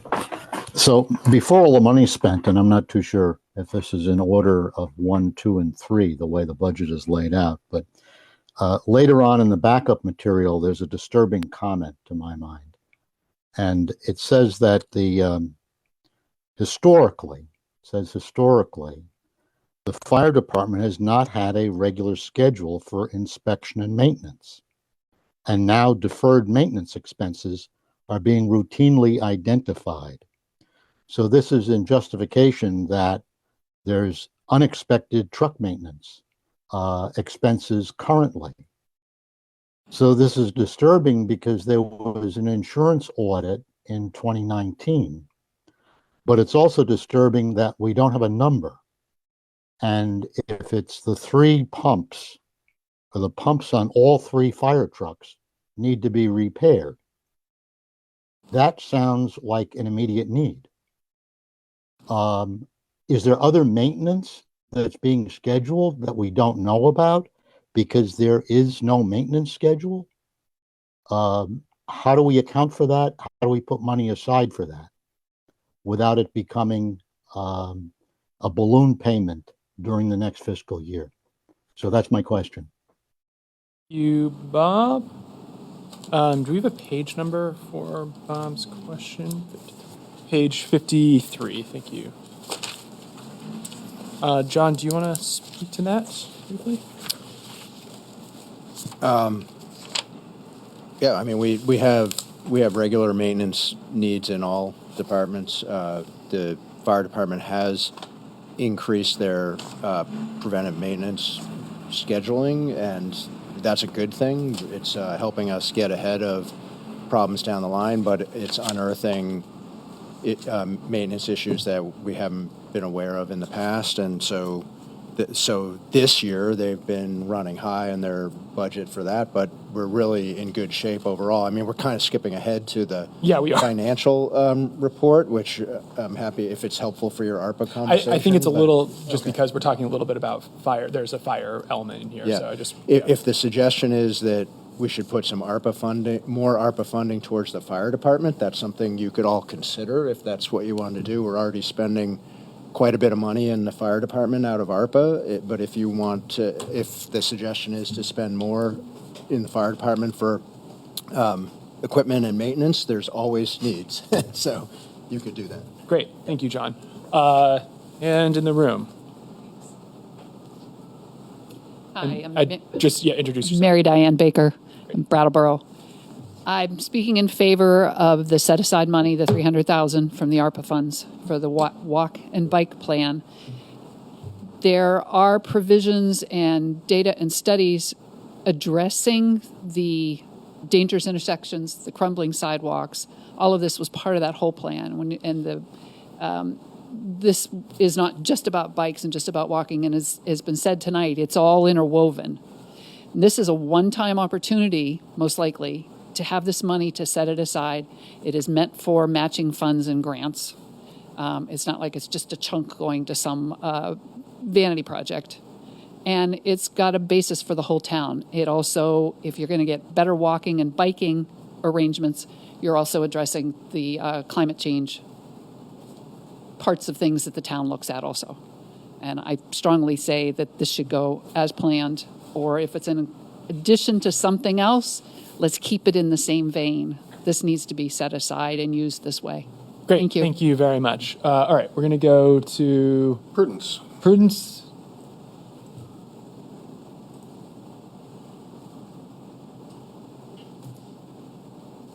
Hi, the previous speaker really said what I was going to say. I really want to reiterate that the projects are not just bike; they're walk as well, and they're very expensive. $300,000 towards any one project isn't going to get us very far. We have to pursue grants to get this stuff done. The grants have matches. We need money for matches. Thank you. Prudence, no hand in the room, so I'm going to go to the next is Alice.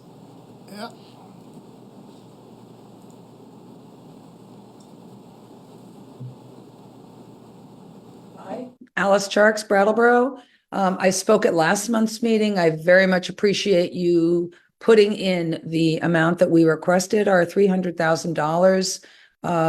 Again, as Prudence said, as MD said, it's very important money because it really is about matching for getting even larger grants. Infrastructure is crazy expensive. It only gets more and more each year. And if we think about the 20%, 80% match, putting aside $300,000 is giving us the ability to access millions of dollars of money towards infrastructure projects, including the one that Franz spoke of, which is the Vermont Country Deli project, which was going to be a very expensive project because it involves so many parts. So I want to say again to the Select Board, thank you for putting this where it was. Thank you for putting it as so high up in the ranking. I think the idea of improving the whetstone is also fantastic, and I really appreciate your support for the walk bike master plan and also bike ped projects. Thank you very much, Alice. Still no hands in the room, so we'll go on to Gary and then Kevin.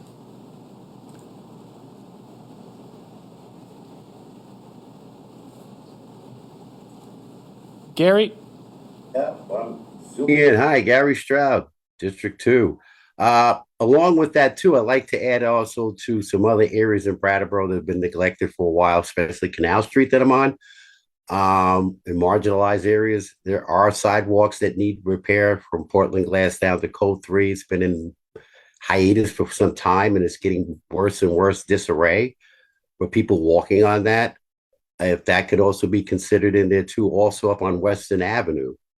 From Brattleboro Icare down, the road itself is very confusing. I have people approach me asking me what's with the road and with the bike lane. So I don't know if any additional work is going to be done with that as well. And also on Canal Street and Elm, one of those flashing lights, I'm going to request for that also to be put in because by the school, a lot of cars blow the stop sign. The police have been very vigilant. Peter Lynch has been very vigilant, so is Sue Fillion, but Canal Street's been having its challenges, as you know, but we do need to be noticed as well to have certain things, I guess, taken care of to bring it up to speed with the other areas in Brattleboro, not to be overlooked as well. So I just wanted to add that in there to also perhaps somewhere you can fit that within the scope of the agenda as well, and with some type of grants or anything that's coming up for repair, for infrastructure, for the roads. Also on this side of town. Thank you. Very much, Gary. And Kevin. Kevin?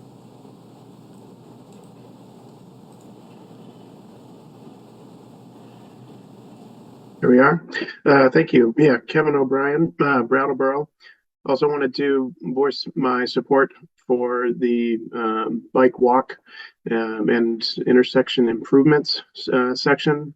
I think another key piece that hasn't been talked about tonight by the other folks in support is also folks that roll. So those that are in wheelchairs, strollers, using their shopping cart, etc., also supports those folks. And I think if we try and design and have infrastructure that's safe and welcoming for 8-year-olds and 80-year-olds, and they feel comfortable using those bike, walk, and rolling places, then we've accomplished a great deal for all the other user groups. And thinking about how transportation is our number 2 expenditure for our climate budget, if you will, in Vermont, walking and biking are the lowest on there.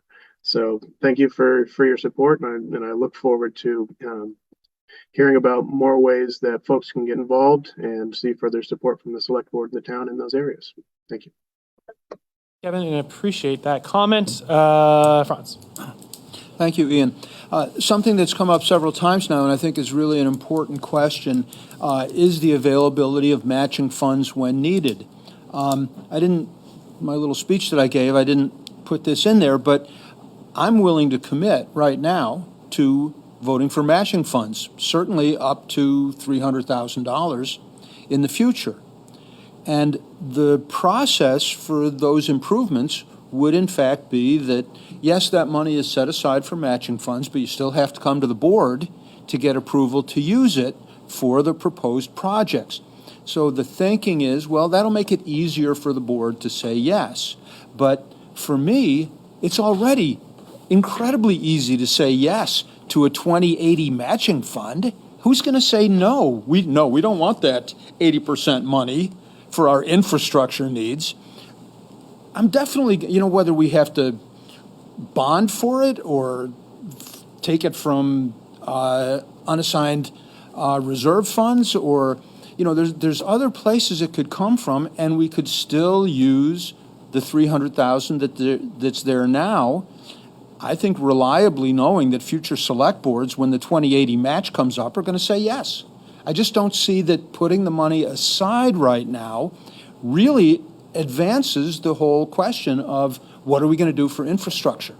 Because when we get those matching opportunities, we're going to take them, and in the meantime, we can use the money that we've got to make the improvements that we need now, whether it's the Williams Street intersection proposal that just went down in flames, or it's something repairing sidewalks, or doing something else right now that we've identified as a need. So I think the idea of, I certainly wouldn't object to what Dick was proposing, $50,000, $100,000 set aside, sure.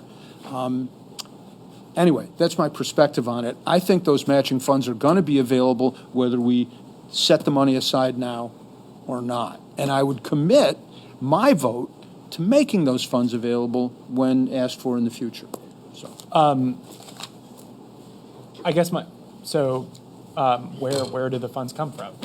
So when the matching opportunity comes up in the future and you don't allocate funds to it now, where does the money come from? We'll look under the cushions and we'll find the money. See, that's not an answer. It is an answer. No, I it's think not the an money answer. will be Looking there. under a cushion. I'm kidding. It could be tax money. It could be bonded. It could come from unassigned fund balance. There are a lot of places, it could come from some other fund that we have. Yeah. That money can be made available when it's needed. Liz.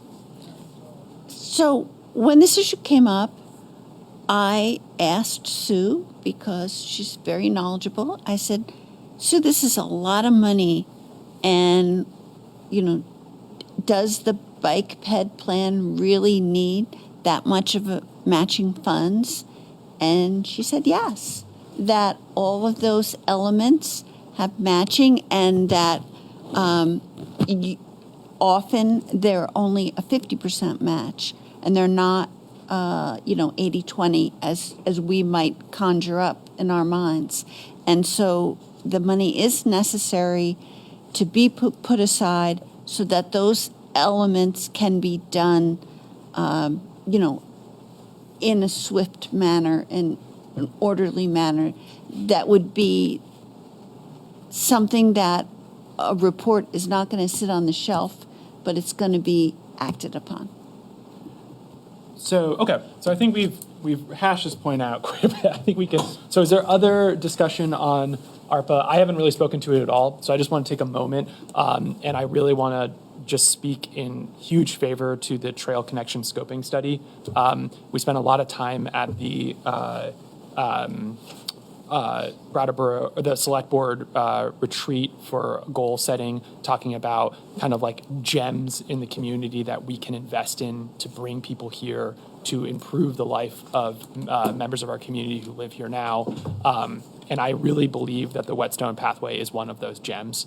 It's my understanding that this $120,000 invested in this project will help move it forward to get to a point where we can start trying to access funds from both state and federal pools that can help move this project forward. There has been a lot of work done in this already but there's a lot more work to be done. I'm really excited about the idea of allocating ARPA funds towards this. It's a once-in-a-lifetime opportunity, and I think this pushes us a step closer to realizing such an amazing opportunity for the town of Brattleboro. So I'm very excited for that. I'm glad that it sounds like the rest of the board is in support as well, but I didn't want to leave it without being spoken to at all. So, Could I speak to that? Yep.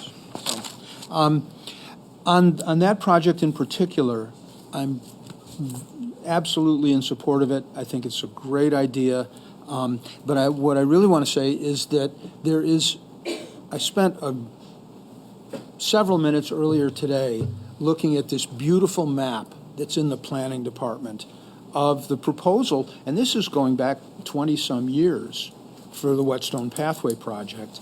And people should go look at that map just because it's such an amazing map of the Whetstone corridor in the downtown. It's got every house on it. They're drawn to scale. I mean, it's a beautiful map for looking at housing possibilities as well. Anyway, I just think people might be interested to know that that's there. It does show the decades-old proposal for the Whetstone Path at this point, and I think people might be really interested in looking at that. Great. Thank you very much, Franz. Other item? Yes, Liz. I just want to mention that there's even a more recent EPA-funded study about the Whetstone Pathway that is also available for public view. Yeah. Other board members on ARPA budget discussion? Want to speak to? Okay. I think we had. Am I understanding that we kind of had a friendly amendment to changing the allocation for item 2 from 300,000 to 290,000 to put into item 3 so that it would be 60,000? Thumbs up from Daniel. So we've got a friendly amendment, board.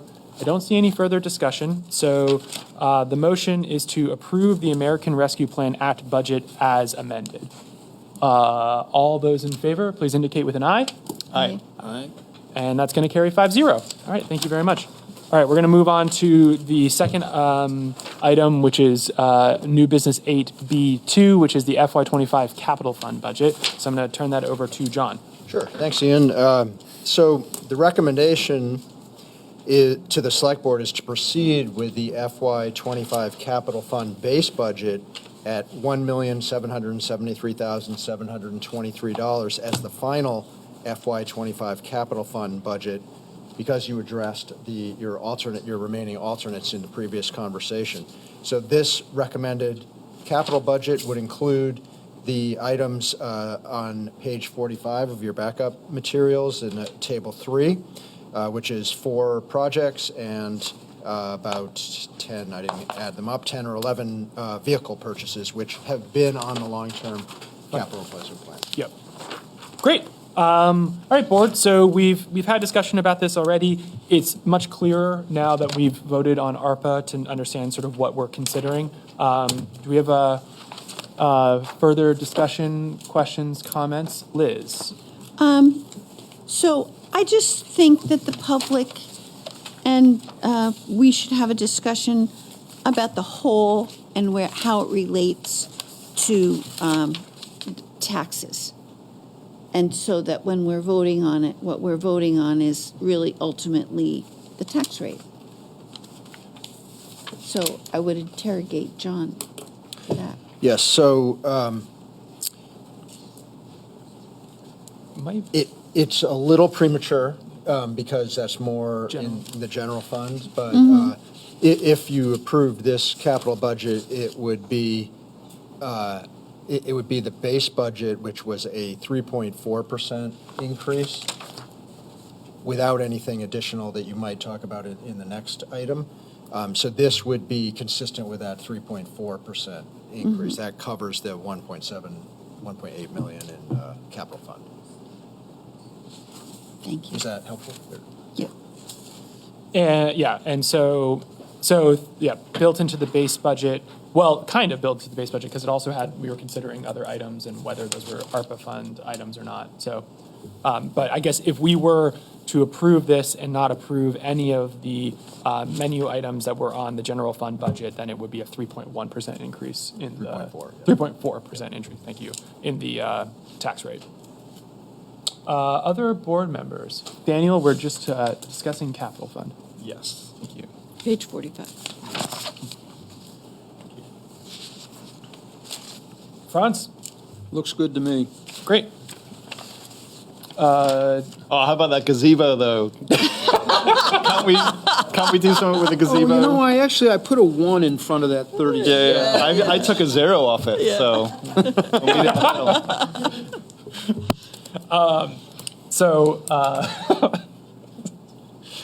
I'm fine with it. You're fine with it? Yeah. Great. We've discussed this at length. These are, these expenditures were in the long-term capital fund, capital plan, and include investment in our maintenance of street paving and sidewalk repair and replacement, which are also part of that plan. So I'm going to turn it over to the public for questions or comments. And I see Dick DeGray. I don't see any hands from Zoom, so Dick, come on up.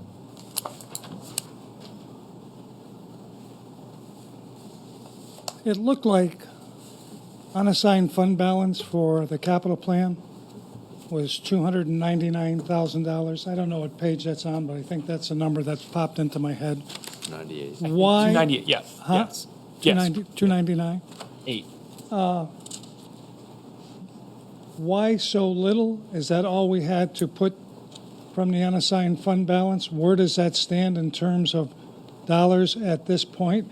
And why can't we use more money to offset this cost from the unassigned fund balance? I can let John speak to it, but it was because we expended a portion of the unassigned fund balance for the OpenGov software. Is that accurate? It was not unassigned fund balance. At that point. Yes. I see. So we utilized funds that were going to become unassigned fund balance to, thank you. That's why we did it at that. We recognize a need for this software and trying to implement it as quickly as possible. And so we utilized funds before the fiscal year change that would have become unassigned fund balance. So I mean, I can find that number in the audit. How much we used on that? How much of this year's budget was going to be allocated to the unassigned fund balance? And the question is how much is actually in the unassigned fund balance, or was $299,000 the max that we could take out of the unassigned fund balance? I may need some help on that if Kim would be willing to address that. Yeah, absolutely. Yep. I think the number in the budget is like 268 or 265. Okay. Not 299. The unassigned fund balance, if you remember, whatever is left over, 10% of that, of our future budget, has to be held aside for emergencies.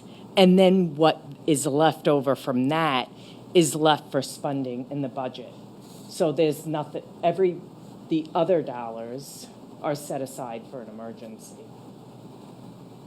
So there's nothing other than the 265. And so I think so the answer to Dick's Yes. question is how much is it? It's 265. It's 265 or 268, I don't remember. Okay. Well, the only thing that I would say is that I was on the board when we established the 10%, and so I know how we're funding that is through the unused portions of our previous year's budget. And so that's the number. I know that we want to stay at 10%, but the board can actually go lower if it so chooses to. And we have. And you have. So there's a protocol for that. But that still doesn't quite answer my question about the hard numbers of where we are with the unassigned fund balance. Where does it stand today?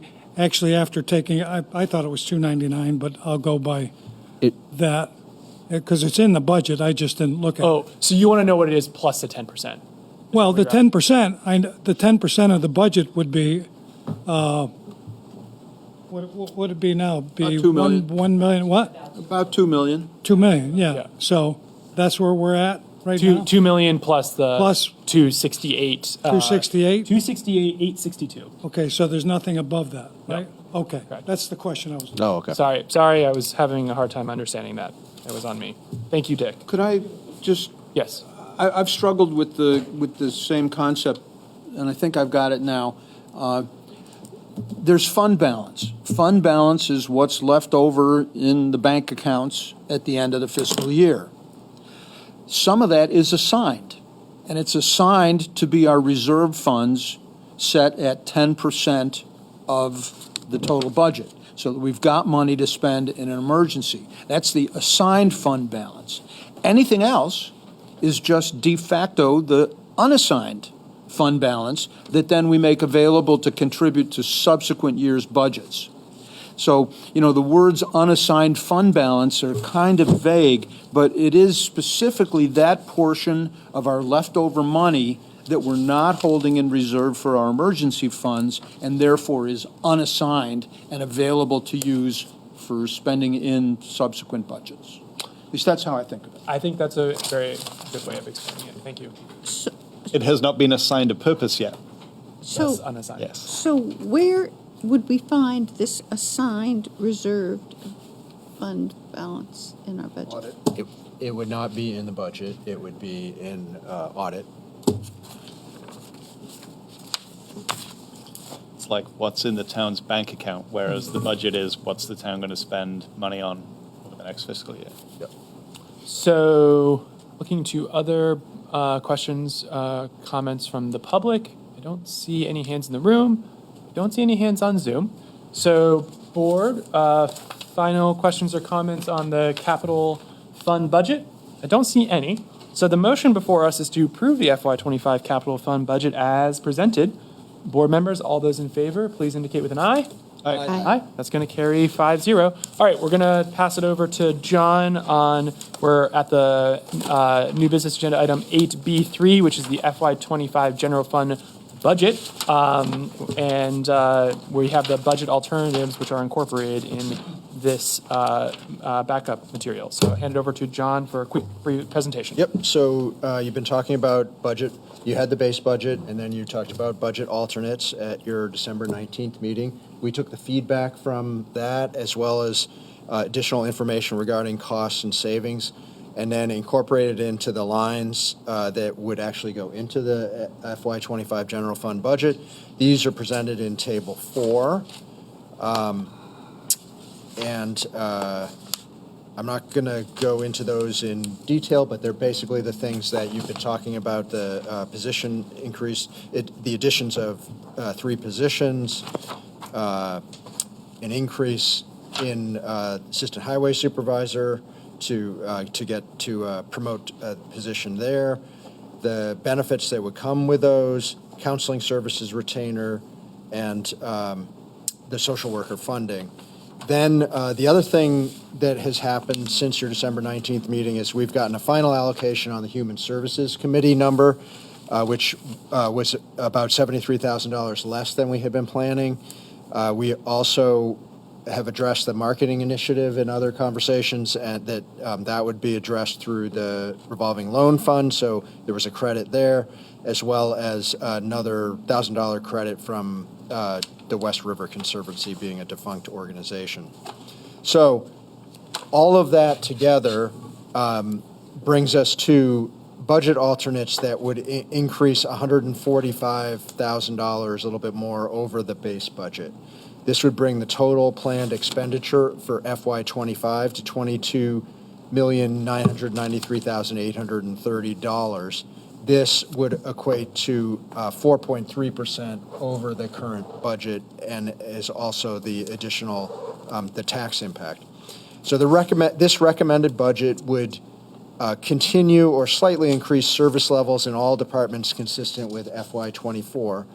It would shift service delivery for the emergency medical services program from a hybrid public-private model to a fully public one at a projected 5-year savings of $1.7 million over the best alternative that we had.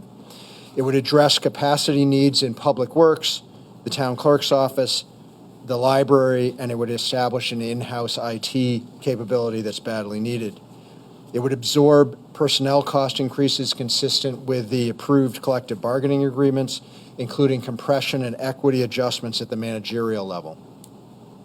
It would address $1.8 million in critical capital replacement needs, consistent with the long-term capital plans. It would account for enterprise fund risk management expenditures appropriately at an estimated $116,000 savings to the taxpayer, and it would incorporate projections of sustained increasing local use tax returns at a $98,000 savings to the taxpayer. So these significant policy shifts would be accomplished with a $727,000 total increase in property taxes, which is 4.3% over the current year's budget. The estimates of this tax impact are an increase of $60 per $100,000 of property value, or a total annual increase of $110 for the median home value in Brattleboro. That's estimated. That's what we have. Great. Thank you very much, John. All right, board. So let's have some discussion on the proposed FY25 general fund budget. And I see Liz's hand up first.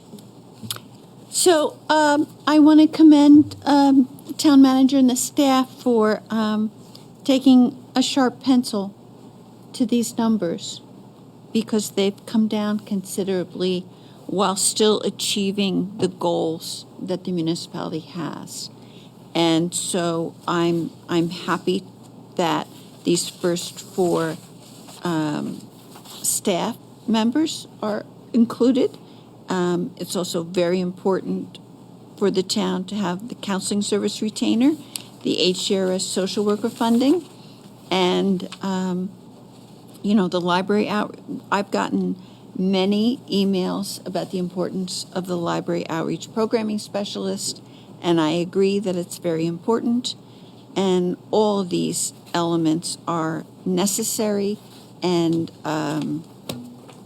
really, they've gone a long way to sharpen the pencil and reduce this budget to a point that I can vote for the current tax rate of 4.3%. Can you make a motion too? Yes, I can.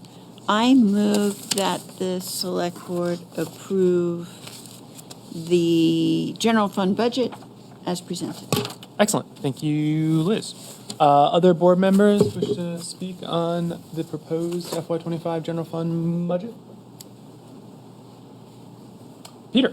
Just go so far as to agree with Liz and echo her sentiment as to the job the town and employees and manager have done to assemble this budget. So thank you. Thank you very much, Peter. Other board members? Ross? Sure.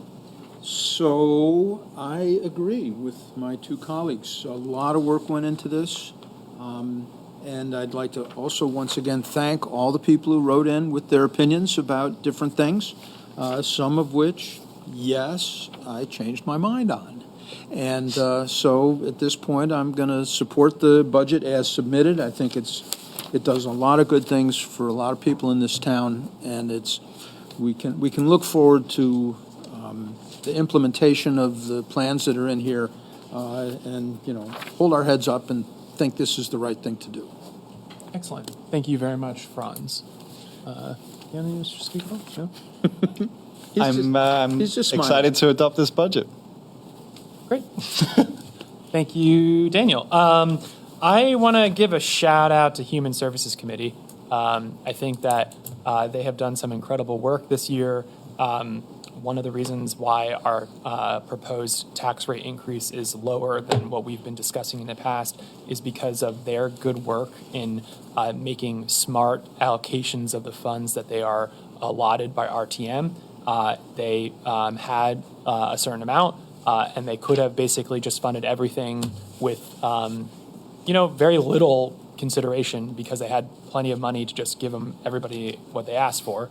But I understand that They said, no, it's our job to make sure that we seriously consider each of these applications. They do a thorough analysis of the need of the application through a rubric system. And once they had done that good work, they came back with, they came in under budget. And I just, that gives me a lot of, I appreciate that work a lot. I know the work that's done at this level of town government, and I'm so heartened when I'm reminded of all of the hard work that's done at a lot of different levels for the municipal government of Brattleboro. So I'm very appreciative of that. As far as the other alternatives go, I'm incredibly supportive of what FY25 general fund budget is considering. We did hear a lot about library outreach programming specialists and the importance there. I think the IT coordinator is going to address a serious concern that the town has, and that's very forward-looking of the board. And should the board adopt this budget to propose to RTM, I think that we are being very responsible for future select boards, future town government officials, and for just the future of the town itself by protecting ourselves on the IT front. And then, I could speak to each of these individually because I support each of them. But on the whole, I think we've done good work in the consideration. And I'm looking forward, if we do approve this tonight, I'm looking forward to proposing this to RTM and defending it rigorously. Yeah. Any other? Not seeing anything else from the board at the moment, I will turn it over to the public for questions or comments. And I see Kate. And I don't see any hands on Zoom. Thank you. Kate O'Connor, Brattleboro. It's not going to come as a surprise to you that I am not celebrating this budget. I think one thing that's been left out this evening is the 4.3% increase. In the budget memo that we have for tonight, it's sort of celebrated as being great compared to the 7.4% increases in a handful of other towns. What you haven't looked at is compared this tax rate of 4.3% to what's been going on traditionally in the town of Brattleboro. If you go back to the November 21st, 2023 budget memo, town staff put together an 8-year look at what the tax rates increase were in Brattleboro from FY 2017 through FY 2024. This 4.3% increase is higher than 7 of those 8 years. One of those 7 is 4.2% increase. The other 6 is a 3% increase or less. So the budget that you are proposing tonight, and it looks like you're going to vote for, is the second highest tax increase in the town in the last 8 years. This is not by necessity. We're not having some big flood or something that we have to spend a lot of money on. This is because of the choices you folks are making. The choices of things you're putting in the budget and choices of things you're not taking out. And you're not going to be surprised with the example I'm going to use of just one of those things is the $104,000 worth of salary increases for department heads. I love you all, but that's $104,000 worth of increases for the people who are already the highest paid people in town government. Those increases are from $6,000 to $16,000. Now, the tax increase per median house value is $110 a year. $110 is nothing for the person that's getting a $16,000 salary increase. That $110 is a lot to all the Social Security recipients who are only getting a $700 increase this year. And they're really not even getting that because their Medicare costs are going up. And I gave you demographics of a whole bunch of other people at the last meeting, and I won't go through them. But they're being impacted too by $110. So I don't think this is anything to celebrate. I want to remind you what I just said. This is the second highest tax increase that this town has seen in the last 8 years, and it doesn't need to be. So thank you for listening. Great. Thank you, Kate. Other members of the public wish to speak? Our board members are welcome to speak on that as well.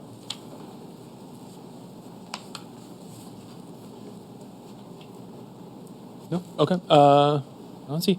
Yeah, I mean, I guess one question I would have is, I mean, we could calculate the difference between in the 1% from the 4.3 to the 3.3 and what that would have on the tax rate, and I think the board could consider that.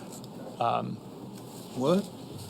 Well, I mean, so if we're, just taking Kate's point, it's that the difference is it's about a 1% difference in the tax rate increase for those years that she was considering below. So they were like 3%, and I remember the memo as well. And so what is the difference in the tax rate impact to the taxpayer in Brattleboro of that difference? I think that would be an interesting question. So if the 4.3% is $110, then what would 3.3% be?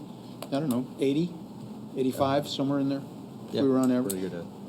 Yes, I would say. Yeah. Liz? So we just went from the base budget, which was 3.4%, to the general fund budget. And each one of these items that are in here have been carefully considered and deemed necessary.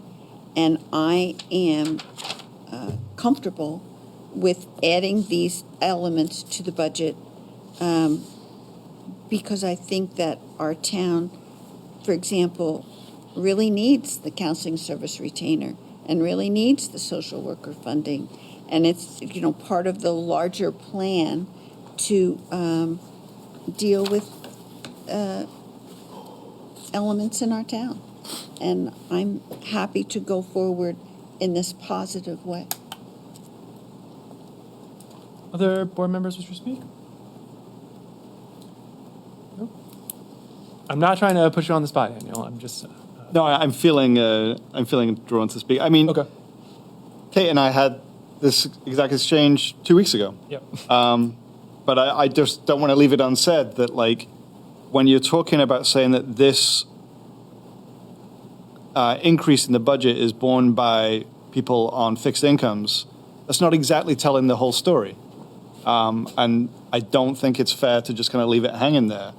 So we do have a system in Vermont where there are credits given to people depending upon their income level, and the average credit for households in Brattleboro, and this is from the Department of Taxes, is $1,772.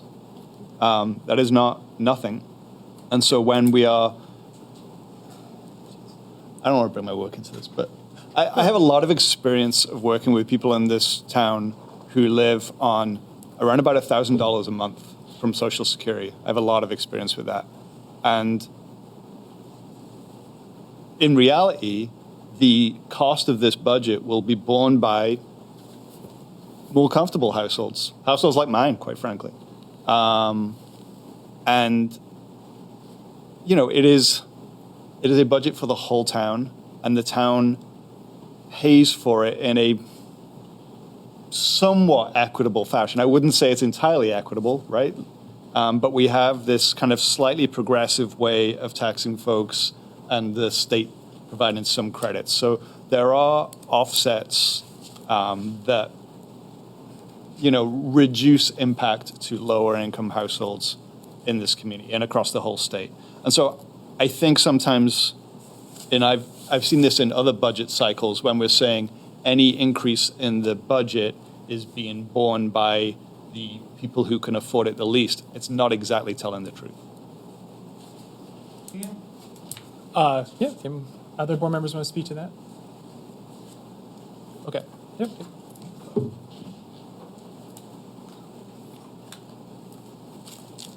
I think you're referencing the rebate program when people get money back from the state?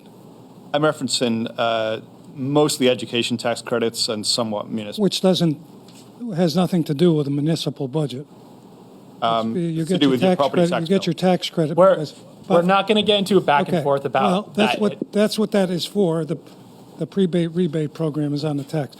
I wasn't here. This is what I got up to say. I wasn't here for the December 19th meeting. And the previous meeting, whatever date that was, the 7th or the 8th, when we got the full budget with all the line items, I had talked about salary increases for department heads and double-digit increases, and I don't think that there's one under 7% or 6%. And I couldn't be here on the 19th, and then when I saw John's memo talking about it, and I think he referenced the the fire department, and people surpassing the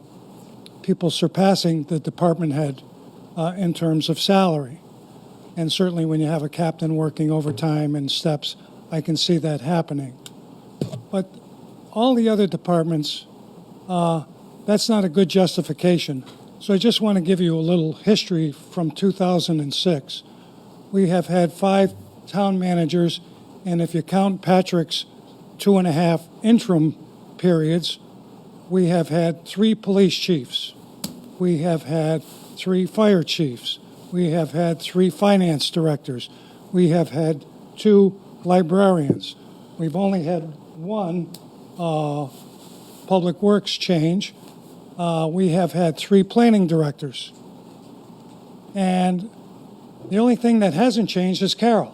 Carol has been with us the longest, and that position hasn't changed since in the 80s when she joined us.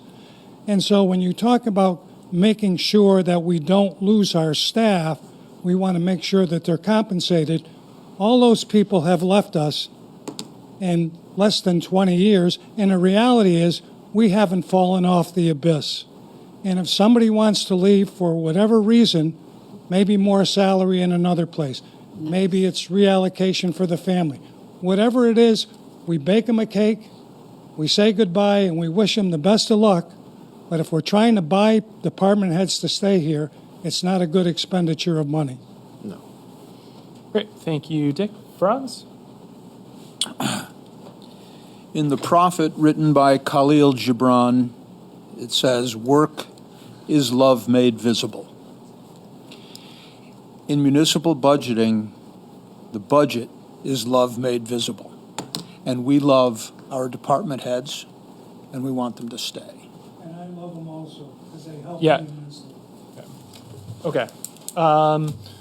So I don't see any hands on Zoom, and I don't see, okay, if it's going to be just to combat Daniel on all the, I just don't want to back and forth on that. Can we? 30 seconds, but. I never asked that. Here's the thing to me. It's a bigger issue than just 4.3 or 3 point whatever increase. It's how we value the citizens of this community. That's what this is for me, and what it really says about them. So it's more than just money for me. I understand that, Kate, but making the argument that by referencing the 3 point versus the 4 point, then you're arguing about the number.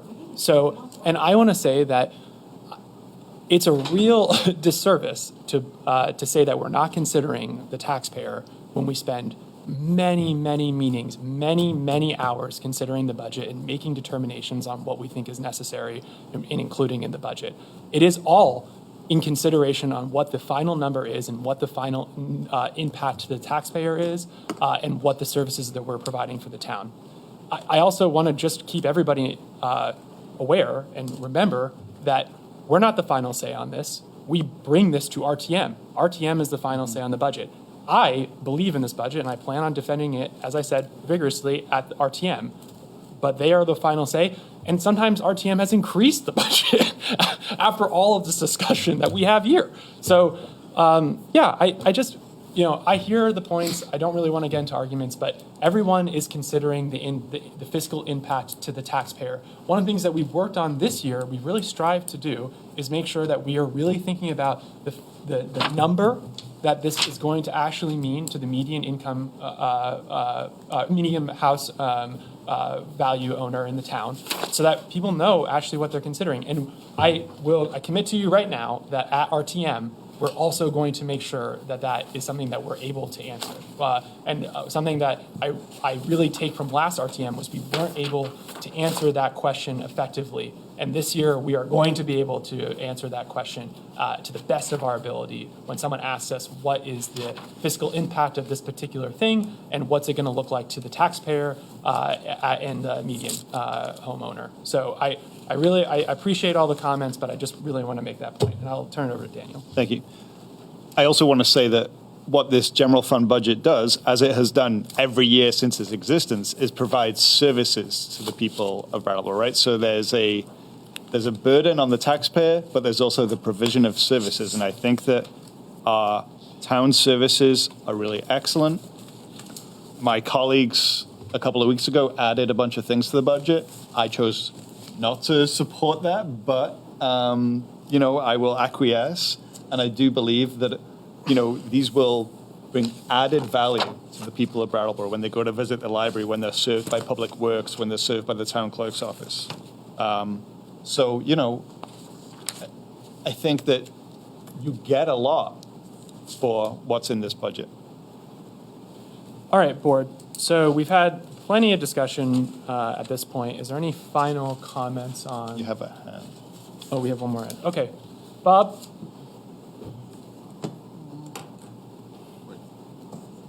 Bye, Bob. Okay, Bob's put his hand down. He may have lowered his hand. I see that. Thank you. Okay, so final questions or comments on the? Put it back up.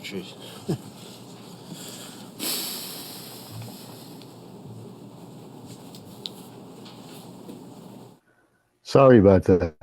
I lowered my hand because I thought I was being recognized. So, Bob Ozer, Brattleboro.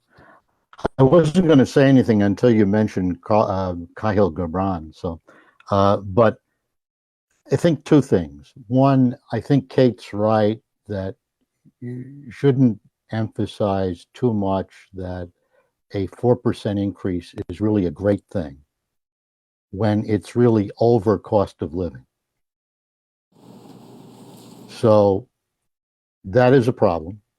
The other thing that, and I'm not really a good numbers guy, but the one number that struck me, or the numbers that struck me when you looked at a line item budget, was the really disparate percentage increases when you look from department to department. And you might be able to justify them in one or two departments, but it just didn't seem like an equitable distribution. And you're right that RTM has the final decision, but RTM has the final decision on the bottom number. So they can talk until the rises, but it doesn't make a difference. You're still presenting that budget with those disparate numbers going in. So that's just my 2 cents on that. Great. Thank you, Bob. All right. So final questions, comments, discussion? No. Okay. So the motion before the board is to approve the FY25 general fund budget as presented. So board members, all those in favor, please indicate with an aye. Aye. Aye. That's going to carry 5-0. Thank you very much. And I'm just going to mention my appreciation again for all the work that went into the creation and the consideration of this budget, both for the select board, but more importantly for town staff and the town manager's office. Okay, we're going to move on to agenda item 8C, which is the draft warning for representative town meeting. So board, we consider a warning for RTM at the end of January, which we will still do. We wanted to just give an opportunity for the board to see the draft warning once before we actually have the warning itself at the end of January. I don't think we were planning on kind of going through it in detail now because we're going to consider it again. But I'm happy to hand it over to John very briefly to just speak to it. Yeah, so we started with the warning from 2023, took out the things that were specific to 2023, made a couple other adjustments, which are explained in the memo, and we just have this for your consideration tonight. No motions being asked. You'll address it at your January 30th meeting. So, Daniel. Just a procedure question. So, like, you don't want to walk through it? Like, the next time we see it will be when we need to adopt it? I think if you have, we can, I thought that, and this was more of just a, how to go about this item, because usually we just do it once.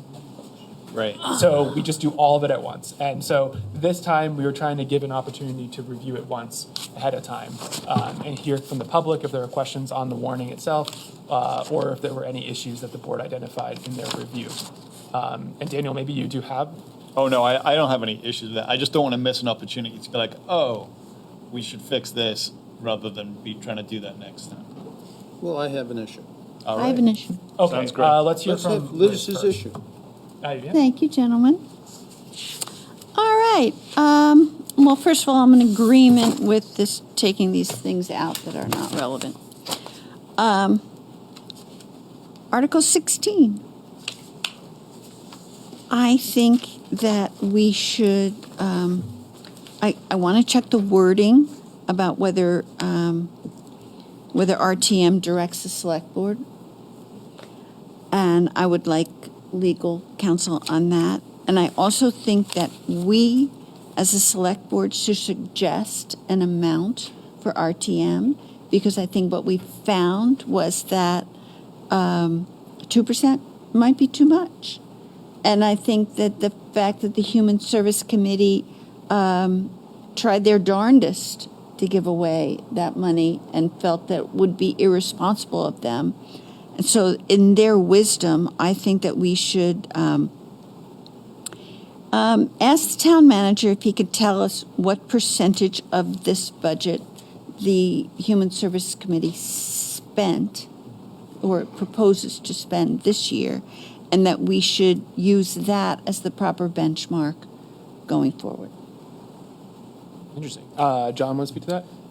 Yeah, we did calculate that, and it is 1.7% is what they are actually proposing now, as opposed to the up to 2%, which was motioned at town meeting. Franz, you want to speak to that? Yes, Article 16 is what I wanted to talk about, too. Yeah. And I think having the town manager and town attorney look at it is the right way to go. But I also have a suggestion, which is kind of a simple one, at least, and I'd like the staff to look at it, which is to change it so that it simply says, to see if the town will direct the Human Services Review Committee to include a specific amount of the FY26 budget to be allocated to human services funding. Because it's really RTM talking to their own committee, which is the Human Services Review Committee, and maybe my understanding is incomplete, but I don't see a reason that it has to go through the select board at all. If the RTM wants to tell their committee what to do next year, just tell them. Don't tell us to tell them. So anyway, that's my thought. Yes. I would suggest we consult with town manager and legal counsel, because I'm not sure about that. I'm not the sure about it either. interplay. I'm just saying that that would be a suggestion for them to look at. John? So my understanding is this article originated with a former select board. It is the language that a select board wanted at one point. It's, you can do whatever you want here. So whether it's direct or advise or whatever. I'm happy to speak to this for a moment, because I am the person who sort of originally asked for this article, Then why because should we listen to you? the reason I asked for it was because in years past, basically there was a big argument about what the select board should put in for the number for the following year. And it always kind of like was a weird thing, because it wasn't really our decision anyways. And so it was like select board / RTM. And so the idea just came, why not give this decision to RTM in its own article for them to make the decision? And that's what this is. And that's what I just said, is do exactly that and get the select board out of the picture completely. By having it. Have them direct their committee Yeah. what they want to see happen for next year's budget. In the past, Okay. we've indicated a percentage that was reasonable, and that we could advise RTM of that number. Yeah. Daniel, you have thoughts on that? I don't know. Yeah. Anyway, we're going to talk about it again, I think. Yes. And I'd like to, and allow us some time to reflect. And allow me to just to speak to the plan for the last meeting in January. So I believe it's just going to be RTM warning. We're also going to talk about this bond issue, which will be in here. We'll do a small presentation on that. So it's just going to be about this, and that's basically the whole meeting. Yeah. So Daniel, we'll go through them we're going to assign each of them and do that and everything. But what I think might be a way through this would be, let's have that question considered by legal counsel and town manager, and maybe you can come back to us with a couple of options, and we can consider them. Okay, I mean, it would be great if I got a sense here of what the policy is or what you want to do, and I can craft something I based on think you that. heard 4 different versions. Exactly. Yeah, So if all right. I will work to figure this out. Yes.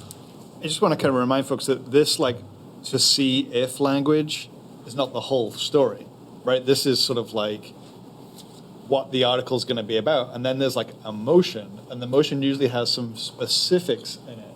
Yeah, right. A dollar figure or a percentage. And so, I don't know, So we'd like to see the whole thing next meeting so we can vote Does on that sound it. right, Patrick? You have a lot more experience. So there are motions that we eventually develop. They usually get prepared, in March, and not necessarily for the articles. Could we look at last year's? Yeah, I think for this particular item, particular article, let's see the motion for the last meeting in January, just so that we can really understand what that's going to look like. I suspect, if my recollection is accurate, that what the board proposed, whichever board member it was who was making the motion, moved that they set the human services at 1.4%. That then got amended a few times, landed at 2%, and that's how, this year proceeded. Yeah. RTM up. Yes. Yeah. So whichever board member made the motion moved that we incorporate 1.4% into the coming human services budget. That became 2% by the end of the discussion. And it can be whatever number you all choose to, I move we put 0% or 4%, or it can be what you choose. So why don't we have the motion in the consideration for the next meeting, and we can come up with a number, if that works for you all. Or we can eliminate this whole thing by just putting it in the hands of town meeting where it belongs. It's their number. We can say anything we want, and then they can raise it, or lower it, or do anything. That's exactly how it works. Our initial number is irrelevant. I don't Let's think have so. them. I do not It is think that irrelevant. our They do numbers- whatever they want Okay, with it. we got too many people talking at once here. So I guess we got to get some clarity on what the board wants here. So you wanted to have no number. You want the motion just to say, but it's got to have if it doesn't have a number, then I don't really know what the motion would be. What I heard Franz saying was that to see if the town meeting will direct the committee to come up with a specific amount as opposed to the select board. I understand that's the article. No. It's not that the committee would come up with that number. It's the town meeting would come up with the number. Right. Which is what they're doing. There's no reason for us to be in the middle of that discussion. So that is what happens, right? And the number that starts in the motion is just basically like the starting place for them to discuss. And that's how they got to a totally different number last year. Yeah. So. But let me just say Liz. that element becomes a major element of our budget, of our spending, of our tax increases. So to say that we don't have any role in it, I don't think that's right. I think that if we want to provide guidance as to what happened this past year was fully within our responsibility to the taxpayers. that we set a number and they vote on it and decide on it, because that was a significant part of our spending for the year. And I'm actually okay with that, but that still is very different from the idea that RTM is directing us to do something, or even making a suggestion that we do something to tell their committee what to do. It's this roundabout mechanism that if we want to recommend something, that's different. If we want to say, hey, representative town meeting, here's what we think you should do, that's one thing. What this is doing is they're telling us what we should tell them to do. And it's kind of crazy. Let's just say RTM decides they want 5%, okay? And they vote on that. And we think it's irresponsible to the taxpayers. Yeah. You know, that's why I want the review of the law, because there should be a fail-safe that the select board has for an unreasonable amount. From town meeting? Yes. We don't get to do that. It's Okay. town meeting's call. I think I have a feeling we are all speculating. So definitely, I think, and I see your hand up, Dick. All right. What I think makes the most sense is, I see both perspectives here. So what I'd like to see is maybe we'll have them come back and we'll have Bob Fisher sit down here and he'll explain to us sort of the ins and outs of this, and we can see whether there is a motion that could be worded where there isn't amount included. There is not an amount included. I'm okay if there's an amount included. I'm just saying that we should be telling them, they shouldn't be telling us what to tell them. I have no idea. Yeah, you actually completely just what lost that me. is. This is inviting them to direct the select board to include a specific amount to be allocated to human services funding, which is their decision, what the human services funding should be. Why should they tell us what we should tell them to allocate? And I say we should suggest to them a number. And that's then fine vote with on me. it. We just shouldn't have them tell us what that suggestion should be, Franz, which is what this does. Ian, I think we've just agreed to something. I think so, but obvious it's to me. beautifully confusing. I see Dick's hand, and I'm curious if you want to enlighten us on something that you think will help to clarify this. Well, this came about back in the late 1990s about the human service budget. And I agree with Liz that it's a scary thought to me that we put an open-ended question to town meeting. The board is looked at with stature. I mean, you're going to put your budget together, right? You're proposing a number for the town. What's the difference? The body can say, we're going to take it up or we're going to take it down. And so I feel, and I've always felt, that the board has a responsibility here to put a number in, because there have been discussions in the public about taking that number to an astronomical site that will have a huge impact on the taxpayers that none of you will have any ability to control. And, 2% of this year's budget is a higher number than 2% of last year's budget. And so the reality is all that 2% is the same number, the dollar number changes and it goes up because your budget just went up by several $100,000. So I strongly recommend whatever number that is, and I would recommend 2% of the budget. And again, that number is going to go higher just because of the $700,000 increase. And if the body wants to amend it upward, then let them. But I think you have to show them some guidance that you're being responsible to the taxpayers, and you have to put that across to them that, you may want to raise this up, but actually the people paying taxes are getting that services that Kate was talking about before. And so they're actually paying for the services that they're getting. So I think this is the scariest article, I think, on the budget, given to the way the town meeting's been for the last 5 or 6 years. Great. Thank you, Dick. And I've got another hand that I want to recognize. I think it's Far, but I'm not entirely sure. No, it's Fidel? Dave Oh, Levenbach. it's That's David Levenbach. Levenbach.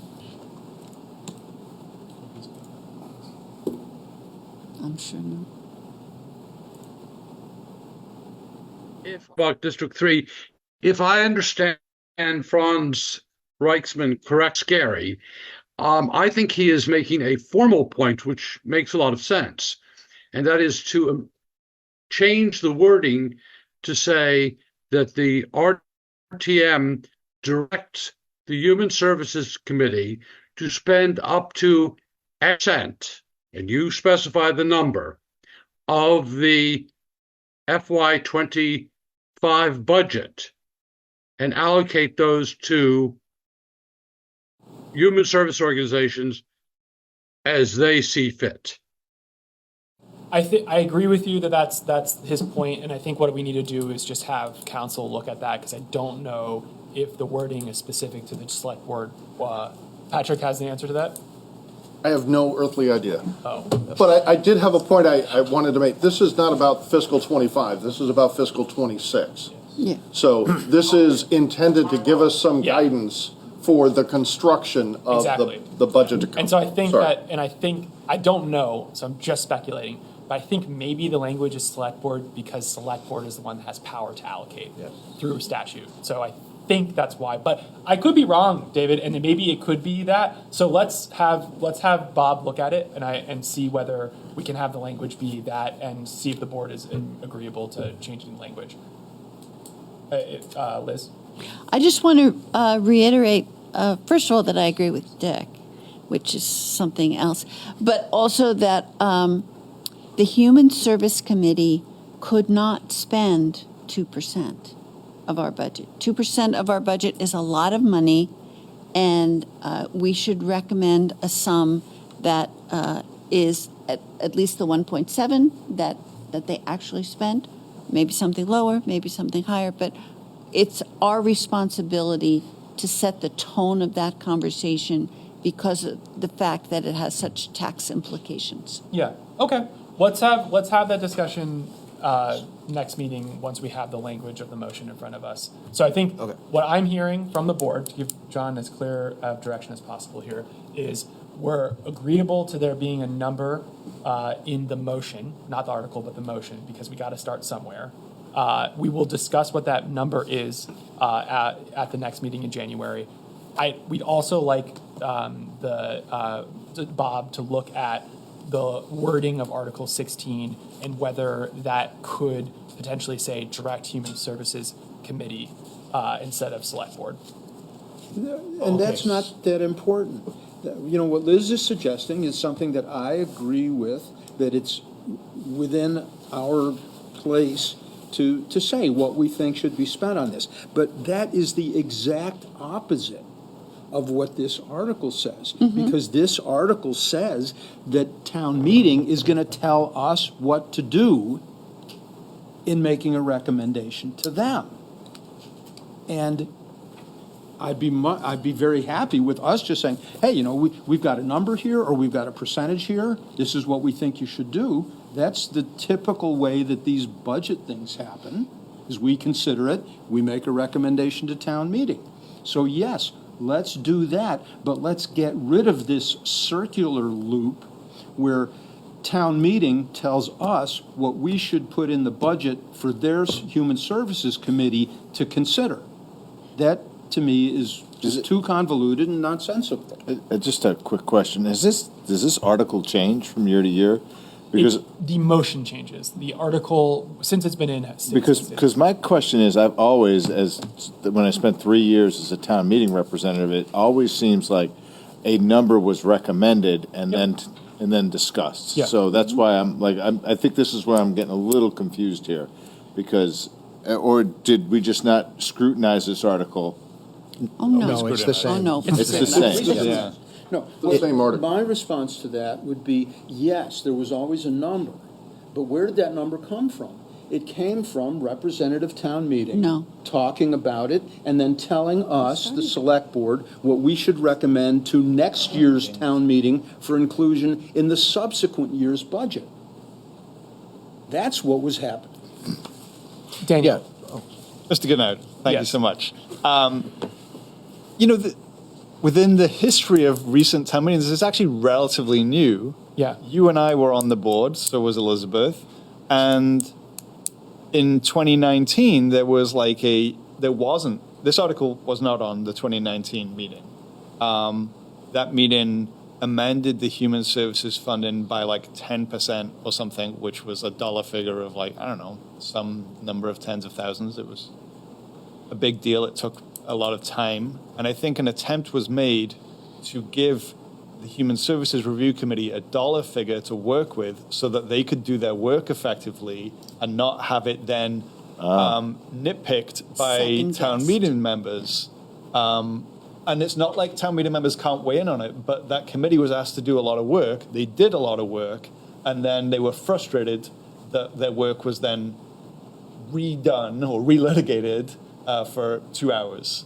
And so by giving them that guidance, it allowed them to place a dollar figure as a placeholder, which is what this year's committee did, and they knew they had up until this amount to work with.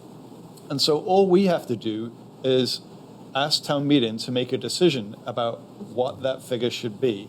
And I would suggest, and please let this be the end of it, that we just take a look at the last 3 or 4 iterations of this motion and bring that history back for our next meeting. Agreed. That sounds good. Yep. Okay, can I just say, sorry. Yes. As Patrick mentioned, you typically do your motions in March, closer to RTM, and there's a bunch of them, and there's a conversation about those. That's true. We just need to warn this meeting. You want to talk about this topic at town meeting or not is kind of the question, be the question next. You could have led with that, John. I find that point fair, John, but also the article and the motion in this particular instance are married. They're very, because without this article, there's no motion. And so, and we could just remove this and not have that motion whatsoever. And so in this instance, it didn't used to exist. And so what I'm trying to say is maybe we don't need to make the motion, we have to make the language for the motion at the next meeting, but the discussion about the motion is critical for our consideration of having the article in here whatsoever. Okay. Agreed. There are some things in here that are Don't not negotiable. we just have to have them in there. So that said, I think we have clear on Article 16. Are there other articles that the board wants to talk about tonight before we re-talk about these again in 3? This maybe wasn't the best idea to do this 2 days in a row. It's fine. But we got all this out of the way, so we don't have to do it next time. That's hopefully. Yeah. Other items, and I'll turn it over to the public. Board, there's no motion here. We got any petitions in the works for town meeting day? Oh, yeah, will there be an article? There's a placeholder. There's a placeholder. If there's a placeholder, if there are any, we'll. Sorry, can't speak to that. Let me just ask a question that I'm curious about, which is the Mountain Home Park special benefit. How long does that go on into the future? Infinity We'll bring and that. beyond. We can bring that answer back to the. Okay, yeah, it's just, it's been going on a long time, and I wonder if someday they're going to have paid that off. Okay, so back to members of the public wish to speak on just the first iteration of the discussion of the warning. I don't see any hands. God bless you. And we will, in that case, move forward to... Can we get a special program at the library to talk about Article 16? Would that be... Okay, so we're going to do new business agenda item 8D, which is the quarterly financial report. So I will invite Kim up. And so as a brief... Yes, please. As a brief intro from me, as the board will recall, earlier this year we made the decision to move from a monthly financial report to a quarterly financial report. One of the reasons for that being we can see trends when we're considering a quarterly report, which is maybe more helpful for us to understand the health of the town and understand sort of what's going on versus like just a monthly one coming back each time. And so this is our first quarterly report, and so I hand it over to Kim. Okay, thanks, Ian. So as Ian said, this is our first quarterly report and our first new one with OpenGov.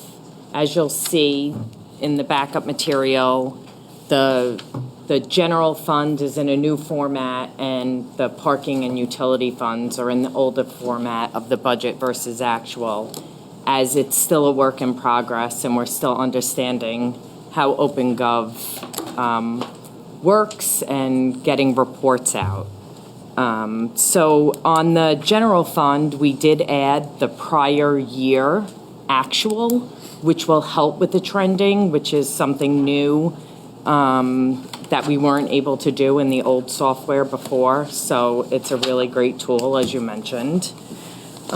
So what I did is I analyzed the report, spoke to department heads, spoke to other people in the management team, and we identified some trends that are by department that are things that we are going to keep an eye on. I can go through each one if you'd like me to. Yes? Yes, please. Okay. So on the revenue side, sales and meals and rooms tax levels have been trending very nicely. We were just about 5% better than budget in the first quarter. So we do expect to see this trend continue because we did have the holidays that just passed. So we're hoping to see a good trend in the next payment. Our staffing expenditures and benefits, which make up 60% of the town's total expenditures. So it's super important to do well here because that's the bulk of our expenses. We are currently on target. Management has been really tracking their costs of overtime versus staff vacancies. So working within their budget of staffing to make sure that we still are on target, and especially when we have these bigger departments that have a lot of employees, that is a bigger trick to do, but they're doing great. The finance department did show an increase in their staffing expenditure. As you remember, we had 2 long-term employees getting ready to retire simultaneously. So we did hire somebody to train for 5 months alongside them to not have any, disruption to any of the town's utility billing or cash receipts process. So we will see that trend down. Those retirements happened. So you will see that finance will start to even out at the next report. I'm sorry, Kim, could you just tell me on the year-to-date actuals? I mean, I'm looking at, it's FY24 budget, and then it's FYTD actuals, so that's the current fiscal year actual expenditures? That's correct. And how many months are included? That's 6 months. So that's exactly 6 months. So our benchmark would be 50%. That is correct. Okay, thank you. And thank you for bringing me back to that, Franz, because I did have a typo in the beginning that I wanted to point out. So I did say with 50% of the year complete, the town finances are trending well, and I said that the general fund is at 49%. That's prorated. So you'll see that the general fund is at 59% expenses, but we have expenses in July that we pay for the entire year. So we prorate that, and we are at 49%. So I forgot the word prorate in there. So thank you for reminding me. We do have some of the town's departments are close or over their budget. The town manager's office was a little over. They purchased a copier machine, which the entire, all the town offices can use. It's a one-time anticipated purchase, but they will trend over budget there. The finance department is close to budget for a one-time budgeted expense of a computer software. Human resource expenditures are trending high, because of advertising and personnel management expense. We respond to town vacancies with, ads all the time. That is just, a continuous fluid expense. The police department expenditures are trending high due to an unbudgeted private security expense. We do know that we're sending 7 cadets to the academy in February, and then, once we see how the staffing goes within the police department, the board can reevaluate that need. And the fire department did have higher expenses due to some unexpected truck maintenance with the pumps on each truck. So they did identify these maintenance issues. I did ask the chief as we were looking through this, and there isn't anything expected coming up through the end of this fiscal year that he sees, unless something, of course, unexpected happens, which we live with that all the time. But we will definitely keep an eye on that trend. Do you have any questions on the general fund, or do you want me to go to the No, utility? let's take them one at a time. That sounds fine. Take them all at the same time? Okay. So the utility fund, the revenues appear to be trending low, and I did explain why, because of the billing cycle. Do you want me to explain the billing cycle and go through? No? Okay. So their expenses are trending well in the utility fund. The parking fund, same thing. The meter revenue is on track, but the permit revenue is not because of the permit cycle. So how we sell the permits, you will see in March and April, that will trend up, and hopefully by the end of the year, we will have evened out. And the expenses in the parking fund are within budget this quarter. There was an expense for a software licensing that we are seeing throughout all the departments that have licensing, that these expenses are rising. And that's it for parking, utilities, and the general fund. I don't see any big red flags. We did say, I would look for those. I don't see anything that's screaming out at the page that we have to worry about at this point with being, half of the year through the budget. And then I attached the grants, the loans, and the grant report shows 32 grants and 10 in the application process. The loan report shows a balance of $4,129,000 with one loan that is in default. It does look like they went through bankruptcy, so we will probably not collect that money. It is at Bob's office. And then there is a comprehensive list of the funds held by the town and their balances as of December 31st. Great.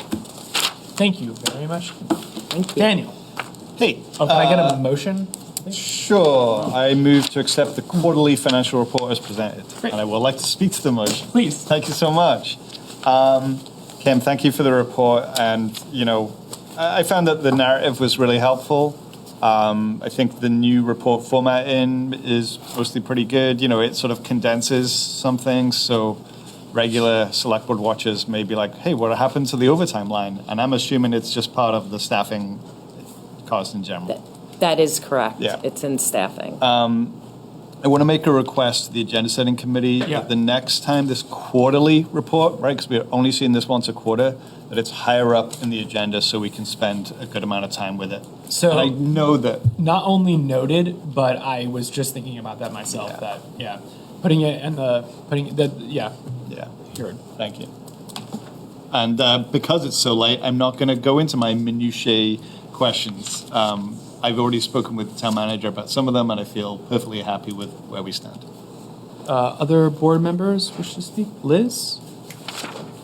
Kim, thank you. I think this quarterly narrative is very helpful, and would you agree that it allows you to see trends you wouldn't see if you were tracking it month by month.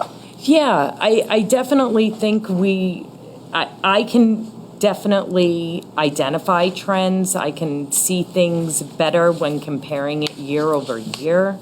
And I think that it brings into the fold when I see things, speaking to the department heads that are in that department and actually getting what is really going on in there. I think it definitely becomes part of a team process. And hopefully they feel supported by us in the finance department and helping them get through some unexpected issues and you know, how they're handling things. And so far, I think it's been great. Great. So I do have just one thing, just kind of, I see good and bad, and that's the parking. And so at the transportation center, you know, we have the security, and apparently meter revenue is up. So that's great. But I'm still concerned that, you know, those, it's not being rented. Yes. And so I don't see where that deficit is. And that troubles me because obviously, you know, in the last paragraph, you talked about we need to come up with a plan for the future of the transportation center. But I don't see the shortfall that must exist somewhere because of the lack of rent. Like, where is that? So if you remember, last year was when the budget was there with all the rental that did not happen. So this year when we budgeted, if you see, there's $10,000 for the space and we've gotten $8,000 so far. So we did budget less money knowing that it was not going to be rented to full capacity. So you're not going to see it. We projected it to be lower because we knew that there were issues there and we knew it was unrentable at the time. And we knew that we had, you know, some space rented out. Okay. So you're not going to see a deficit because of that. But we are working, you know, you mentioned the last paragraph and, you know, the team of us are working and it is, you know, we will be back here within the next couple of months with viable options for you to consider. And so right now we could consider it an underutilized asset. Correct. Totally.